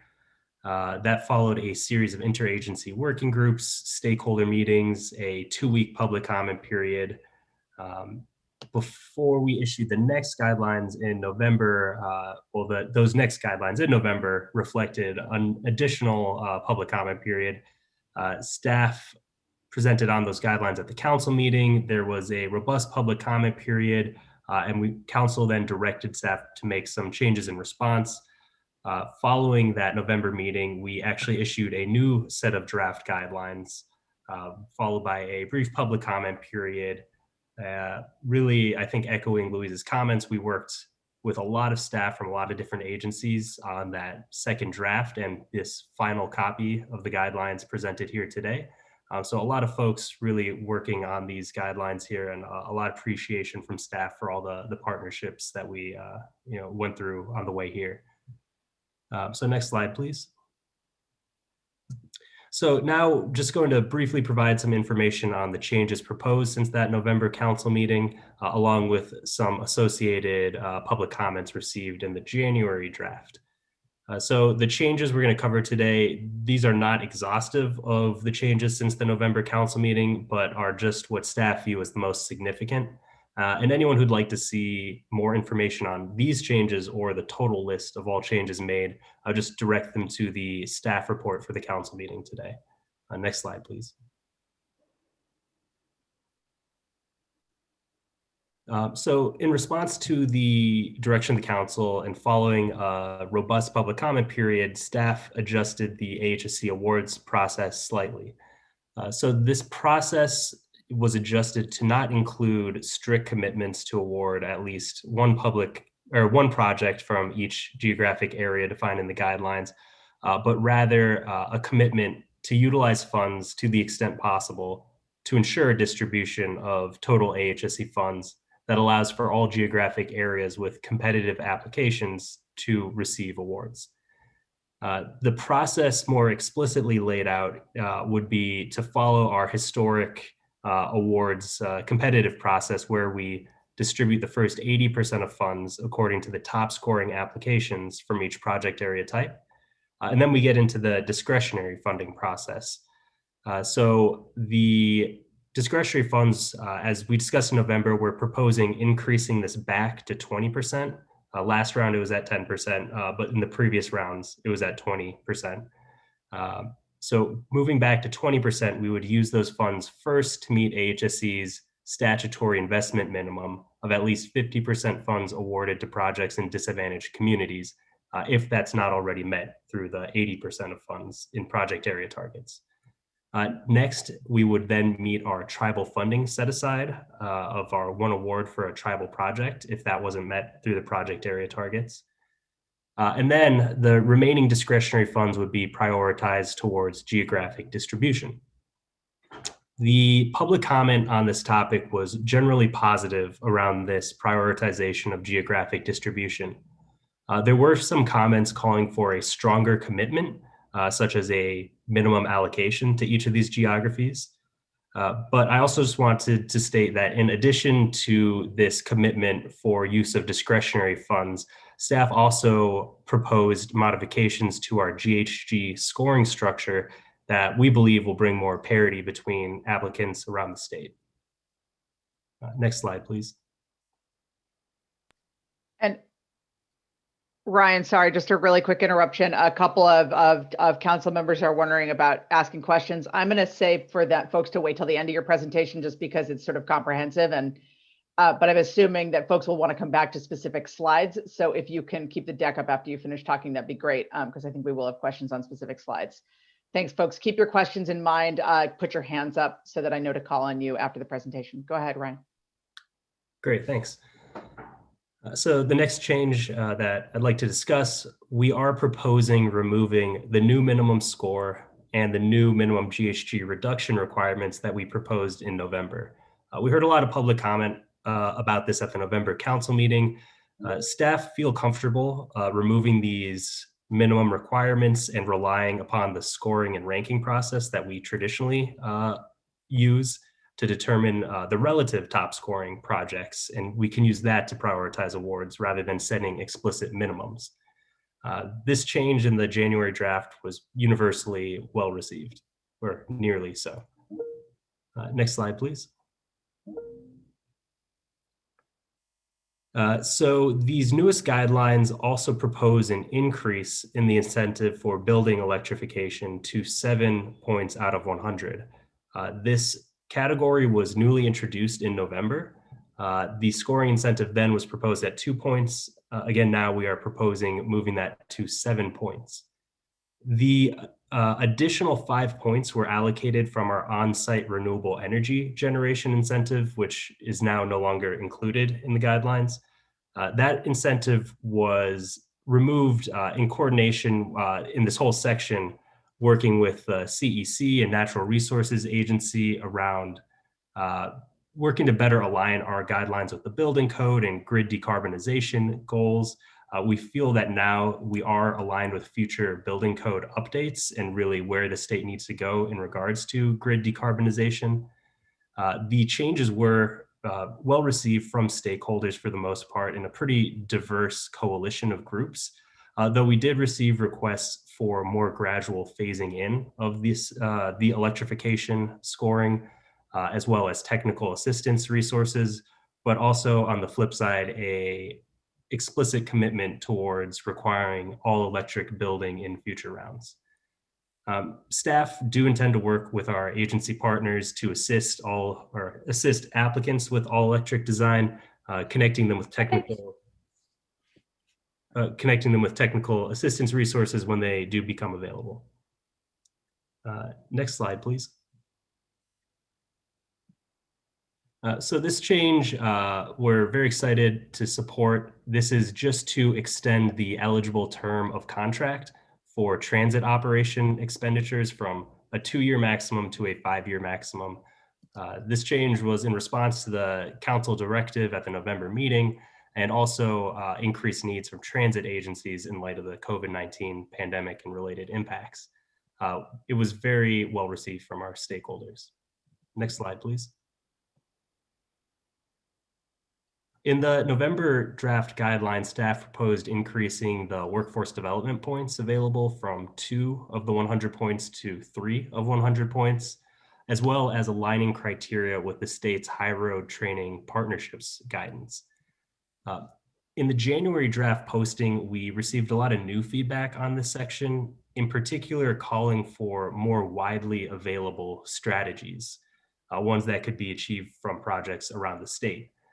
In response, staff did add an extra strategy, an opportunity for jobs training partnerships, one that would then make this section available for full points to projects from around the state.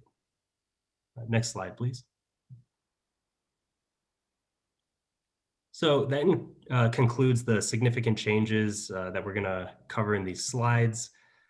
Following the adoption of the guidelines, as I mentioned, the staff at HCD will issue the notice of funding availability, officially opening the solicitation for the $400 million available. Staff are going to be hosting application workshops and project consultations in March.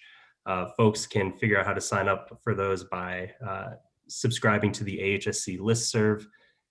Applications will be due in June, and staff expect to make awards at the October 2021 council meeting.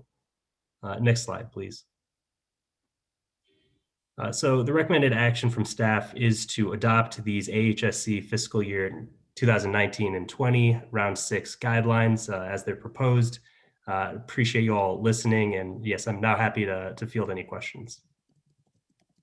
Thanks so much, Ryan. Lots of content there, and I'm sure lots of questions. And I know Chancellor Munoz that you had a question in there. I think it was back around the time of the regional slides. So do you want to go ahead? Yes, thank you, Madam Chair. Ryan, could I ask you to go back to the geographic distribution slide? And I just had a specific question about, there you go. Okay, the tribal set aside, would you just elaborate a bit more about what that consists of? And if I heard you correctly, you said if it were satisfied under the 80%, then it would not be applicable. So then my question is, if I understood that correctly, why wouldn't it still be applicable under the discretionary? Yeah, well, thank you for the question. So I'll just start with where the tribal set aside first came from. Last year, round 5 was the first institution of this set aside, but essentially a promise to award a fully eligible tribal project if we do receive one, which did result in AHSC's first ever tribal project being awarded last round.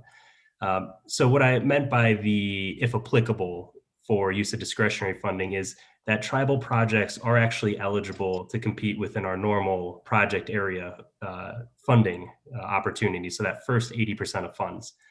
The tribal set aside using discretionary funds is there as sort of a guarantee. If the project doesn't come in as the top scoring application or one of the top scoring applications and get awarded through those first 80% of funds available, then it would be awarded discretionary funds. That explanation is very clear to me, and I think that's a very forward-thinking approach. Thank you. Thanks, Chancellor. And Ryan, I think from my understanding, I want to make sure I'm right. Really, all 3 of the categories you have here under discretionary are, if not otherwise met by the 80%, then these come into play with discretionary. Is that right? If we don't meet the DAC, if we don't meet the tribal set aside, if we don't meet the geographic distribution, then the discretionary is available to be used to meet those. Is that correct? Yeah, that's correct. This is a stated list of priorities. Great, thank you. That's super helpful. Secretary Blumenfeld. I just wanted to say, kind of add my words, first of all, of thanks to you, Louise, and team Ryan. Just an extraordinary job to land a very complicated set of, interwoven ways of calculating how we move forward. And you had a crazy amount of feedback and lots of different push and pull. And I think you did an extraordinary job of landing the plane and getting us to a place that we can all support. So thank you, because it isn't easy. And it actually is kind of exemplifies what SGC is all about, which is bringing together these different strategies and thinking about how to weight them, because we all can. Someone may want to Sloan, you may want to be on mute. The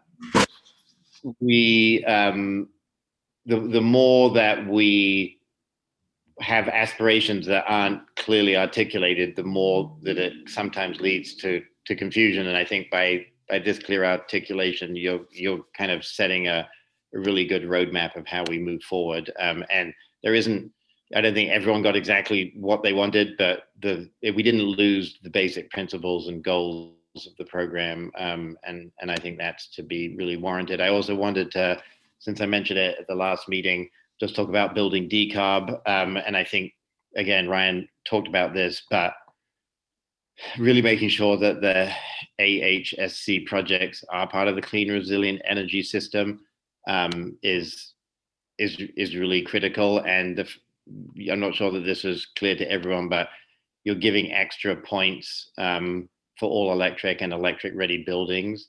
And I really feel like that supports it, while at the same time kind of paving a way for all electric projects in round 7. So just want to, I think that just shows kind of the level of creativity. You know, I would have liked all electric this round, but I think where we're going is showing a trajectory and a pathway to get there in round 7. And so I will heartily support this proposal. And once again, want to thank Louise and all the interagency people who worked on this tirelessly for a great deal of time.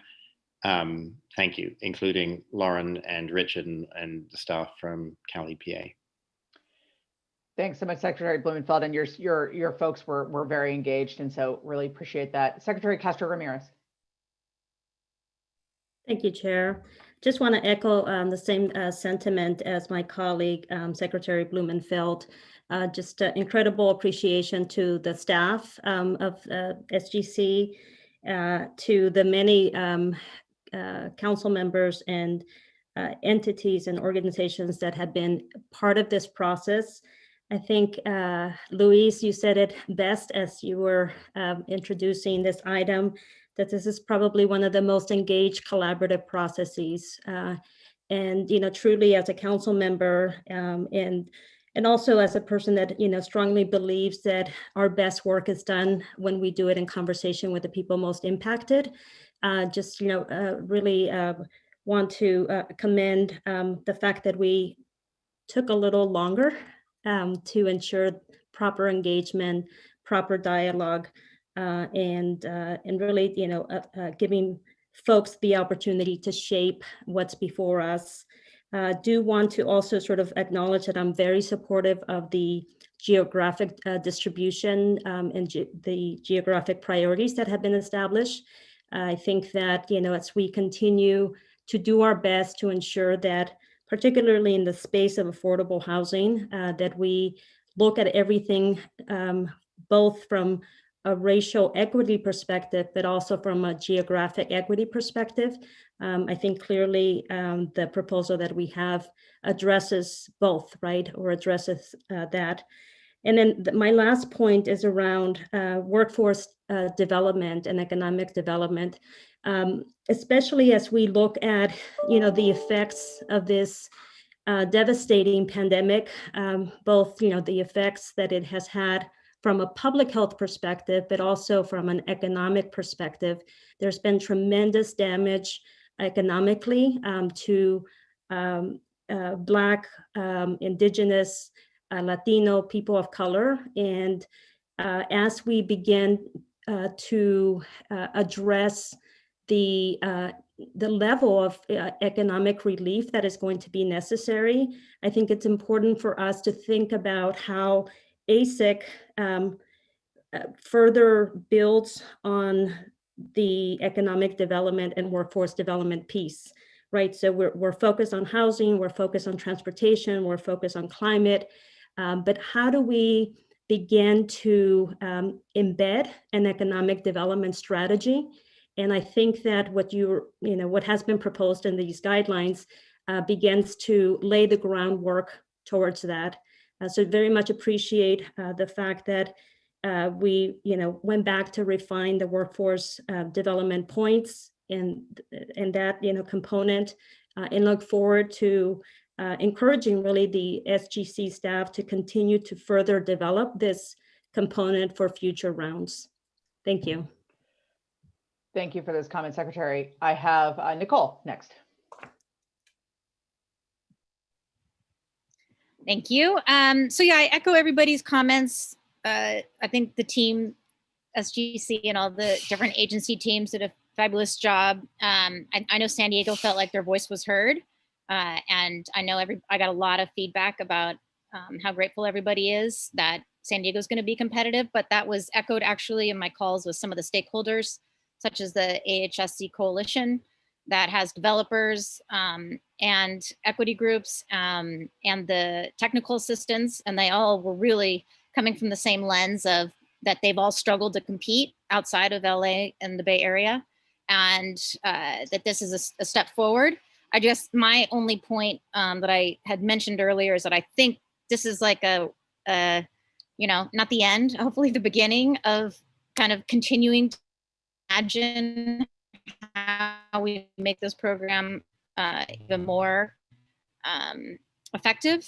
And so I think in particular, the AHSC coalition made the point to me of if we could consider regional criteria, as I mentioned during the earlier discussion, that's something, I don't know exactly how that would work. So I don't have the mechanics of that or how to operationalize everything, but it really resonated again with the people from a lot of different regions, especially in the inland regions. And so again, thank you. San Diego is pretty happy. I think we have Hassan and the mayor of National City. I know the mayor, we actually had a call with the new chair of CARB, with the mayor of San Diego and Hassan and me. And so that was fantastic. And we got to convey about our gratitude for how we're moving forward. But also that there are other leaders in our region, and I know in other regions that really are grateful for how we're moving forward. So thank you. Thanks so much, Nicole.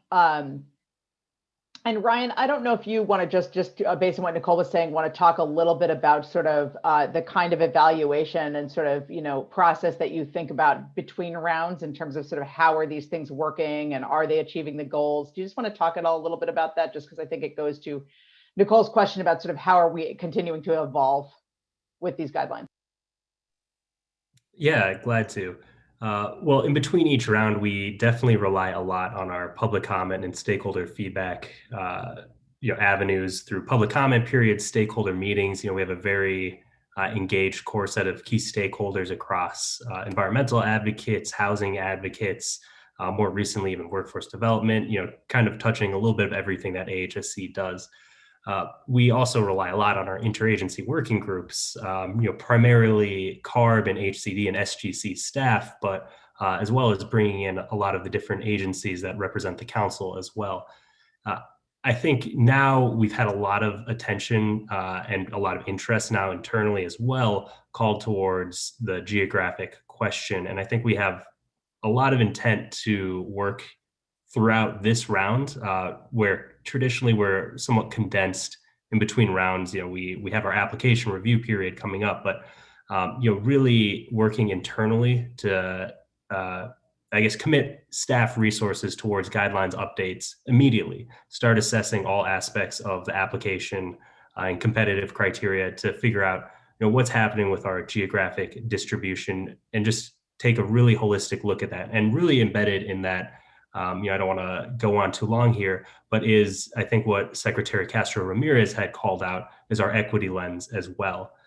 You can't really pull those two apart, and given AHSC's emphasis on disadvantaged community or under-resourced community investment, we really need to put everything we do through that lens, not to mention the fact that we're a housing program for low-income individuals. We need to figure out how do we fit into the state's broader goals around affirmatively furthering fair housing, GHG reduction, workforce development. So, all of that does fit into this geographic lens, but we definitely intend to commit a lot of staff resources to analyzing all of these issues, and those issues in particular. Thanks so much, Ryan. That's really helpful. Just to remind everyone, it's a constantly iterative process and involves a lot of focus on public comment. And to that end, I know we do have public comment on this item. So Sandra, I would love it if you could manage that process for us. Yes, Chair Gordon, I'm happy to. So we're about to begin the public comment period for agenda item 8A. And I'm going to start by calling out the names of the people who are signed up to comment on this item. And I see some of you have already raised your hand in the participant list. Thank you for that. If you're on the phone, you raise your hand by pressing *9. So the list of folks we're going to be calling to public comment are Moira Top, Scott Littlehale, Hassan Ikrata, Mayor Alejandra Sotelo Solis, Kevin Hall, and Ashley Werner. I think I got everybody there. If there's anybody else who hasn't signed up and wanted to make public comment on this item, please visit our website, sgc.ca.gov/meetings, and fill out the form. It's also higher up in the chat for this meeting in Zoom. So, you ready, Chair Gordon? I'm ready. Let's do it. Folks, please limit your comments to 2 minutes. And if you're on the Zoom video, you'll be able to see a timer. So please monitor that and try to wrap up within that time frame. We appreciate that. And when I call your name, we will unmute your microphone, and then you should be able to start speaking right after that. So first speaker today on this item is Moira Top from City of San Diego. Thank you, Madam Chair and members of the council. Just really want to start by saying how much we truly appreciate the amount of work that you and your staff have been through to get to this point. The work has been tremendous and we are incredibly appreciative of it.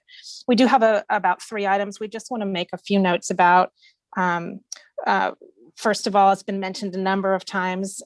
We do support the idea of a regional award allocation methodology.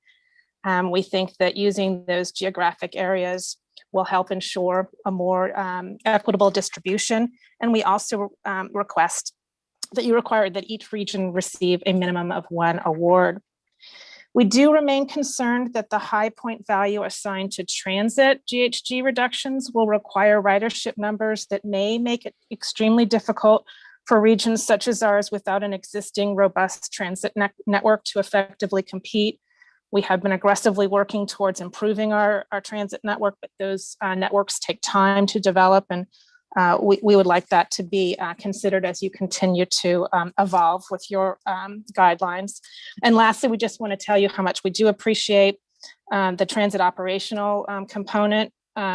City and our regional partner, MTS, support your increased commitment to providing transit operational funding from 2 years to 5 years. So again, very appreciative to the staff and council's efforts to improve the AHSC program. We stand ready to work with you in the coming weeks and months and years ahead to support our shared goals. Thank you. Thanks so much, Moira. Really appreciate your comments. And next speaker is Scott Littlehale with the Northern California Carpenters Regional Council. Hey, Scott, go ahead. Thank you.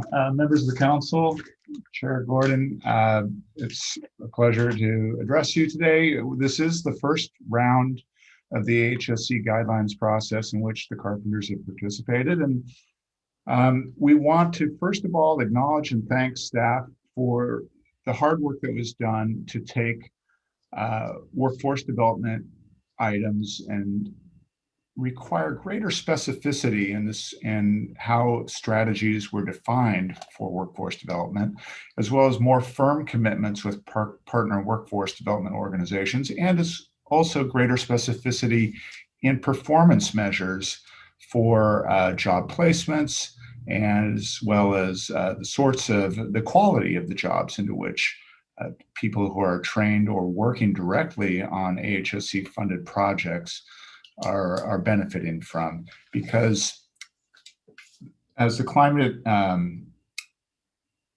climate investments criteria spell out, good jobs are a critical co-benefit. And we just want to briefly remark on how, as an organization, the Regional Council of Carpenters in Northern California annually manages the classroom and on-the-job training of up to 6,000 craft workers from all over Northern California, including thousands in the Valley. And 2/3, importantly, of those apprentices come from low-income and disadvantaged communities, which are the priority populations that are called out for benefiting from co-benefits of climate investments. We look forward very much to sharing with staff resources that we tap in order to monitor whether or not workforce programs are doing what they ought to do, and to assess whether or not these revised policies deliver comparable benefits to priority populations across the various strategies that are employed. Thank you. Thank you so much, Scott, and thank you for the Carpenters' engagement in this process. Really appreciate you lending your voice to the process and today. Next speaker. Hassan Ikrata, San Diego Association of Governments.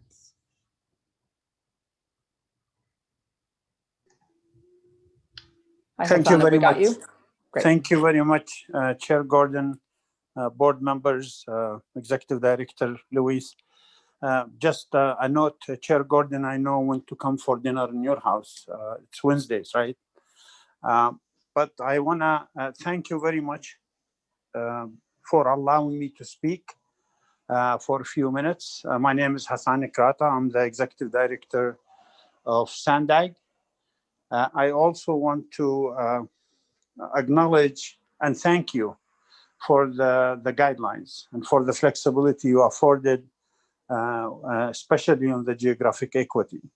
As many of you know, we at SANDAG are looking at a multimodal transportation system linked to housing, and that's data-driven.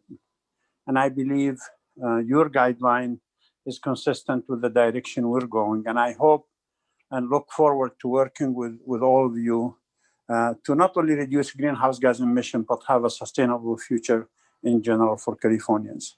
Again, I want to thank you very much for adjusting the guidelines. I want to thank our representative from San Diego, board member Nicole Capris, and thank all of you, and thank your chair, Gordon, for coming to our board meeting and explaining an amazingly a complex issue in a very few things. So onward, we're going to partner with you, and we're grateful for your guideline adjustment. Thank you very much. Thank you so much, Hassan. And for those who missed it just before we started again, I was talking about how Tuesdays are vegan day in my house because my daughter, who turned 14 today, imposed that on us about a year ago. And so yes, after COVID, you're absolutely all welcome to my house on Tuesdays for Vegan Day.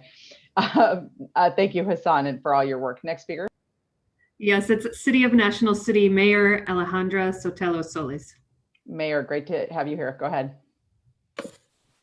Thank you so much. Can you hear me? Yes, we can. Great. Buenas tardes. Thank you, Chair Gordon. Good afternoon, council members. My name is Alejandra Sotelo Solis, and I'm proudly representing the City of National City in San Diego County. And I'm also the second vice chair of the SANDAG Board of Directors. Our city is committed to building affordable housing and providing homes for all of our residents. And as a region, the San Diego Association of Governments, lovingly known as SANDAG, has recently completed the Regional Housing Needs Assessment with the support of elected officials who want to prioritize housing near transit and jobs while promoting equity within our region. We stand for more affordable housing.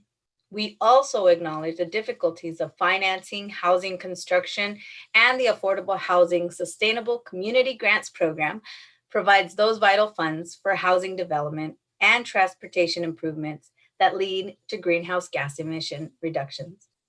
As the mayor, we in the City of National City and our leadership within the San Diego region applaud the Strategic Growth Council for including a geographic distribution goal in the most recent Draft 6 guidelines. This will continue to help cities like mine compete for these critical funds to help address both our housing and climate crisis. While we fully support the addition of this new goal, I ask that the Strategic Growth Council commit to this goal regardless of project area type in each of the 8 geographies. as opposed to merely seeking to fund one project in the area. Our city is taking bold steps to build affordable housing, provide better transit, and reduce GHGs. And we share the same goals as the council to provide these opportunities. It will take change from all regions to reduce our greenhouse gas emissions and meet the state's goals. But with this major change and adding geographical distribution goal, I believe we are setting the state up for success. Thank you again for the opportunity to speak. Gracias. Thank you so much, Mayor. Really appreciate your comments. Next speaker. Yeah, Jovana Morales Tilgren from Leadership Council for Justice and Accountability, please. Hi, everyone. My name is Giovanna, and I'm with Leadership Council. We work primarily with unincorporated communities in the Central Valley and the Eastern Coachella Valley. And we just wanted to say that we appreciate the intent of geographic targets to resolve regional inequities in AHSC investments. And we are well aware of the geographic divide we see in our state, where areas with greater resources compete more successfully for AHSC and other competitive investments. I think it's important to note that previously awarded projects do see larger shares of these dollars. So we note that this, not to say these jurisdictions were not in need, as the housing shortage is felt everywhere, but to call attention to investment patterns that further disparities that run deep in the state. However, if the goal fails in its implementation to increase equity and fairness, those disparities will intensify. I think we had submitted some public comments, and we recommended that SGC further evaluate the target set asides and ensure careful consideration of housing need, racial equity, and other relevant metrics when setting and implementing geographic targets. Thank you. Thank you so much, Giovanna. Sandra, do we have other questioners? I can't remember. I have one more person signed up to make a comment on this item. I would ask that if anybody else who didn't sign up did want to comment, please raise your hand using the raise hand function in Zoom, or if you're on the phone, press *9 so we can be sure to call on you after this last speaker. Otherwise, this would be our last speaker on this item. And that person is Kevin Hall with Valley Climate. Great, go ahead, Kevin.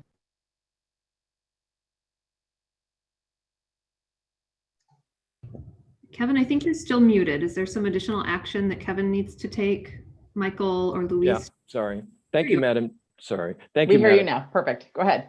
Thank you, Madam Chair. Sorry again. My name is Kevin Hall and I live in Fresno. I'd like to encourage you in applying these thoroughly vetted scoring criteria to applications that you keep an eye out for the segregation of protected classes of people within AHSC developments. I want to thank you for your excellent work in implementing this program, especially at this critical time. I'm thrilled to see funds reaching my town. 20 years ago, a small coalition of us fought hard twice to carve out a portion of our half-cent transportation sales tax Measure C for TODs, which we won, plus funding for transit and alternative modes, including farm worker van pools, clean school buses, and bike lanes and trails. 18 years later, the first building is finally under construction, thanks to SGC and $500,000 in Measure C support. Construction of the second development has been announced a block from my house and where we've lived since 1988, and I'm very happy. Some say the Shaw Glen project is too tall. They fear we'll see an increase in commuters leaving the heavily traveled Shaw and Blackstone corridors and using our walking neighborhood as a way around this major intersection, and we have no curbs or sidewalks. But I have a separate concern, one that I think applies directly to your scoring of project sites and partners. How do you identify and score segregation within them? The Shaw Glen project provides us a microcosm of Fresno's long history of institutionalized racism and its land use practices. You see, Shaw is widely regarded as the dividing line here between the haves and have-nots. The Glen project sits on the south side, jammed into a relatively small lot behind an aging strip mall, while on the north side of Shaw at this site sits a gorgeous farmer's market owned by the same developer, surrounded by more open land that reaches both major arterials with the same by right land uses. It's spacious.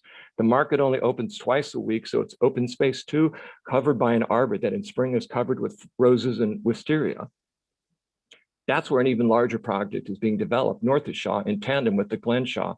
It's going to wrap around the farmers market on 2 sides, which only gets used twice a week.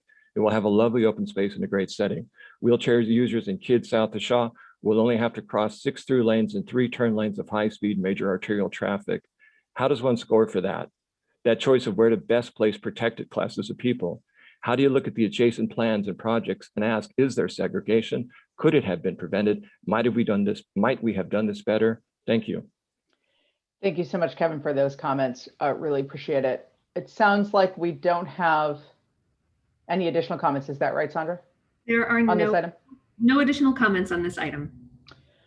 Great. Just so the council members understand, we're going to do a vote on this item, which is 8A, and then we're going to hear from Ryan on items 8B, C, and D, and then we will have to do individual votes on each of those. And we will have public comment on those at that time, but we're going to keep 8A separate since it's a big item and have a vote on it now, unless there's any additional comment. Do we have a motion? Yeah, I would move that we approve the recommended action. I'll second that. Jeannie, can you call roll, please? Yes. Chair Gordon. Yes. Vice Chair Flad. Yes. Secretary Ross. Yes. Deputy Director Starr. Yes. Secretary Blumenfeld. Yes. Secretary Crowfoot. Yes. Deputy Secretary Musavi on behalf of Secretary Kim. Yes. Secretary Castro Ramirez. Yes. Councilmember Capretz. Yes. Chancellor Munoz. Yes. The motion on item A passes. Nice work, everybody. And thank you all again to the public who provided comments both during the public comment period on both rounds of this guidelines and just now. Really, really appreciate everyone's engagement. Ryan, I think back to you to tell us what we're doing on items B, C, and D. Yeah, well, thanks to the council for progressing the new round of AHSC funding. We're back again, this time more of a flashback episode.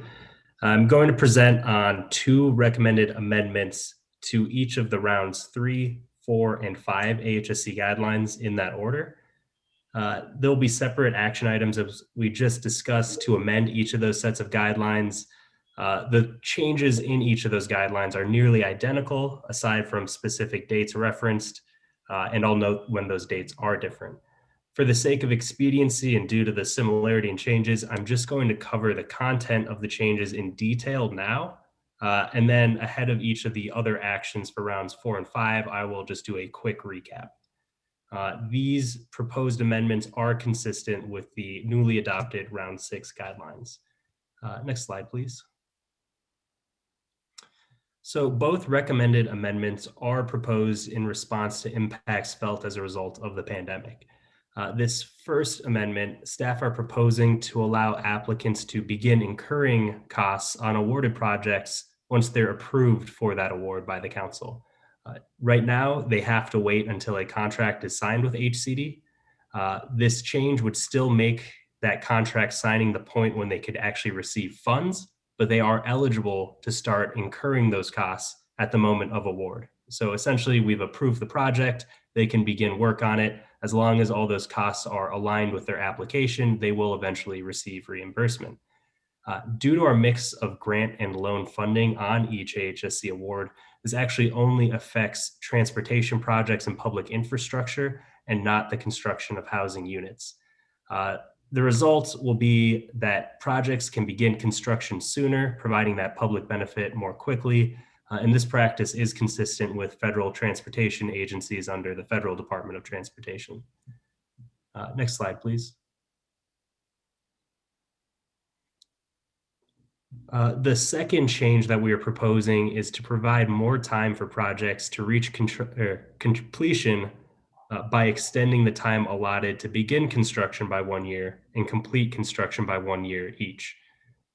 So projects from previous rounds, we've heard that or seen they're not on track to meet their construction deadlines due to impacts from the pandemic, including delays from permitting and inspection processes, supply chain interruptions, and curtailed and socially distanced construction workforce.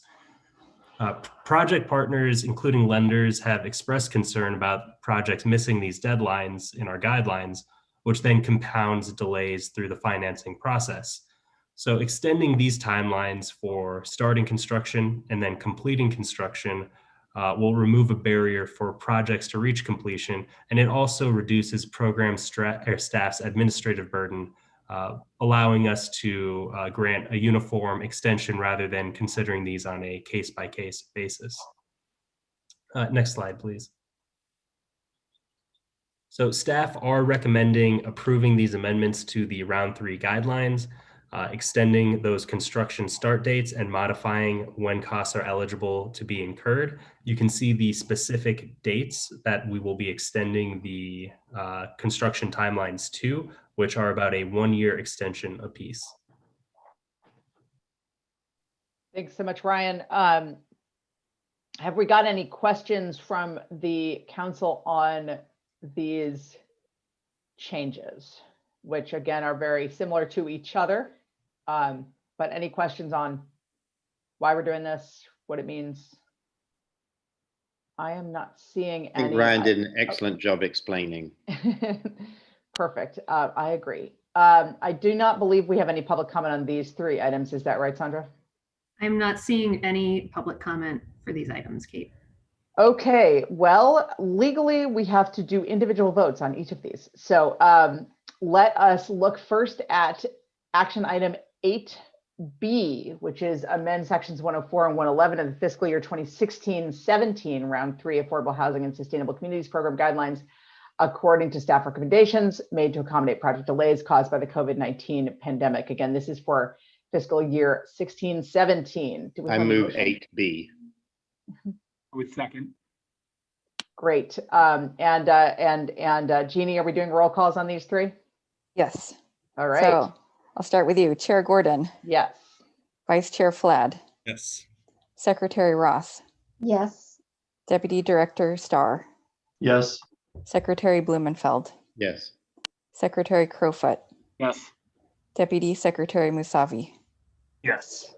Secretary Castro Ramirez. Yes. Councilmember Capretz. Yes. Chancellor Munoz. Yes. The motion on item 8B passes. Perfect. We're just trying to keep you all on your toes by doing constant roll calls. Item 8C, very similar, except we're moving to fiscal year 2017, 2018. Can we put that one up? So moved. Second. Perfect. All right, let's do a roll call.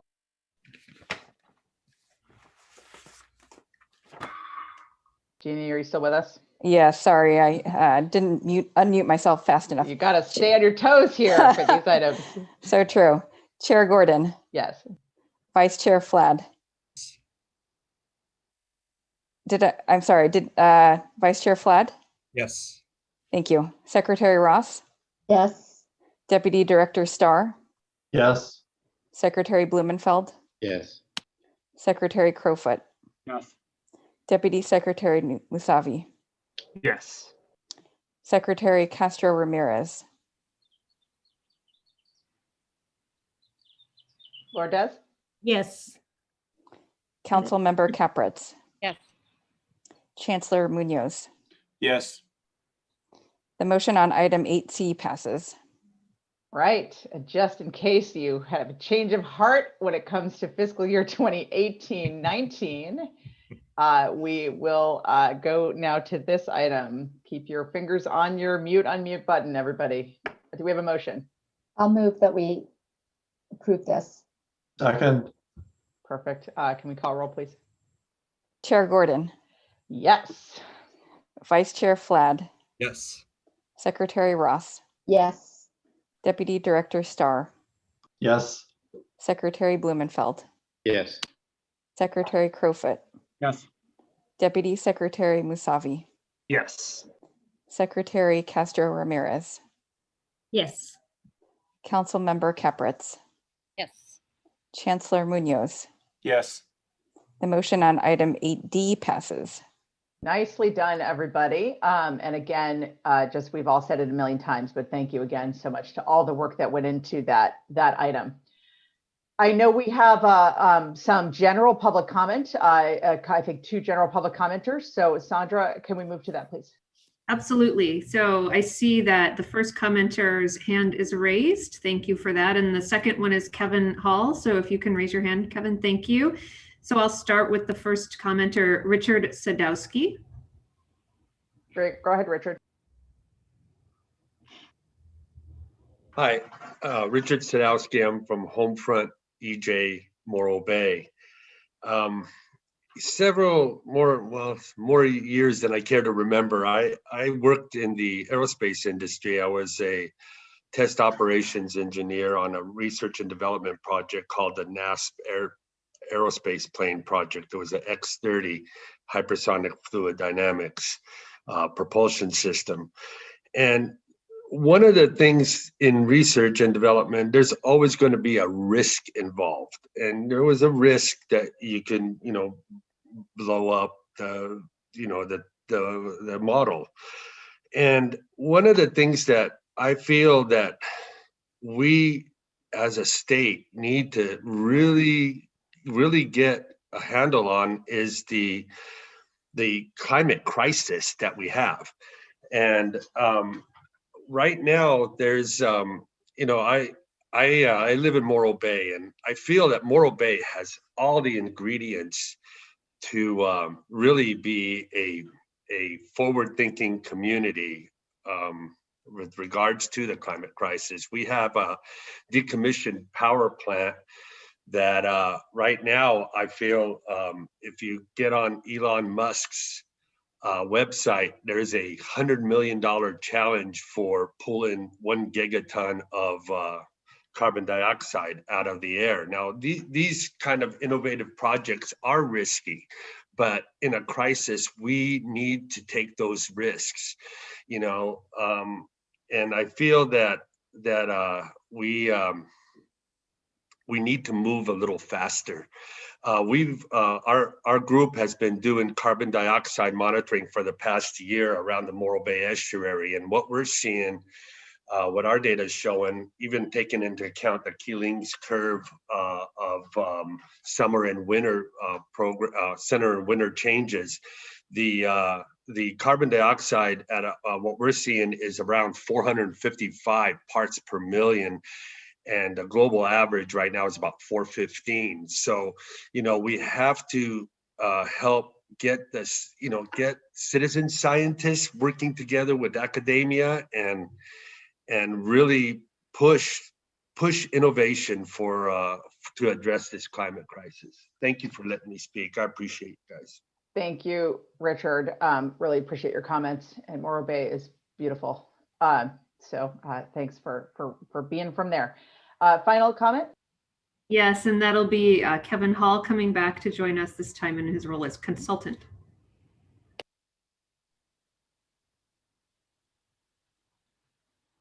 Are you with Kevin, us? do we have you? I managed to find a new way to mute myself. That was on my mic. Madam Chair, council members, as you continue in your good work and mission, just know that one must always look under the hood when spending money in Fresno. These same partners, Fresno Metro Ministry and Better Blackstone, they also managed to place the first TOD immediately next to the only railroad tracks across Blackstone, at McKinley in this case, fence line adjacent, downwind side, historically the wrong side of the tracks here. That's actually hard to do in Fresno. And as you know, highly toxic. And you might not know that it's worse here because of our stagnant air, according to CARB studies. Nor do we have BRT yet, despite the exaggerations. City of Fresno is planning to invest $30 million in new methane buses rather than electric, despite a new Measure C on next year's ballot. That's in our RTP. So I'd like to add local transportation sales taxes to the mix of tools we can leverage. Unless we leverage Measure C to defund our sprawl problem, every penny of our climate investment in Fresno County will go to waste. So you know the ground here. I know several of you have been through here and know the lead organizations.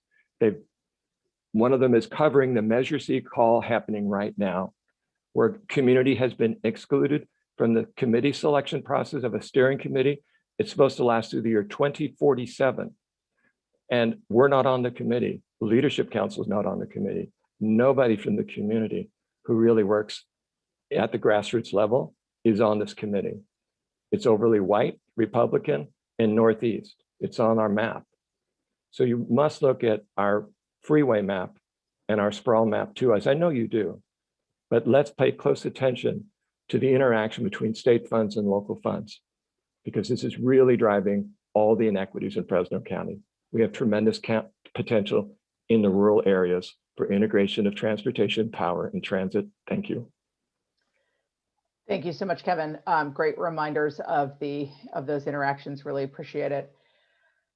I think with that, we are at the end of our meeting, and I just want to apologize one more time for my inadvertent, very long break in the middle there. But thank you all for being so gracious about it. With that, I will call for adjournment of this meeting. Thanks so much to everyone in the public and on the council for all your hard work and everything you do every day to move these things forward and to advance these critical programs. And we will see you next time. Thanks. Thank you. Thank you.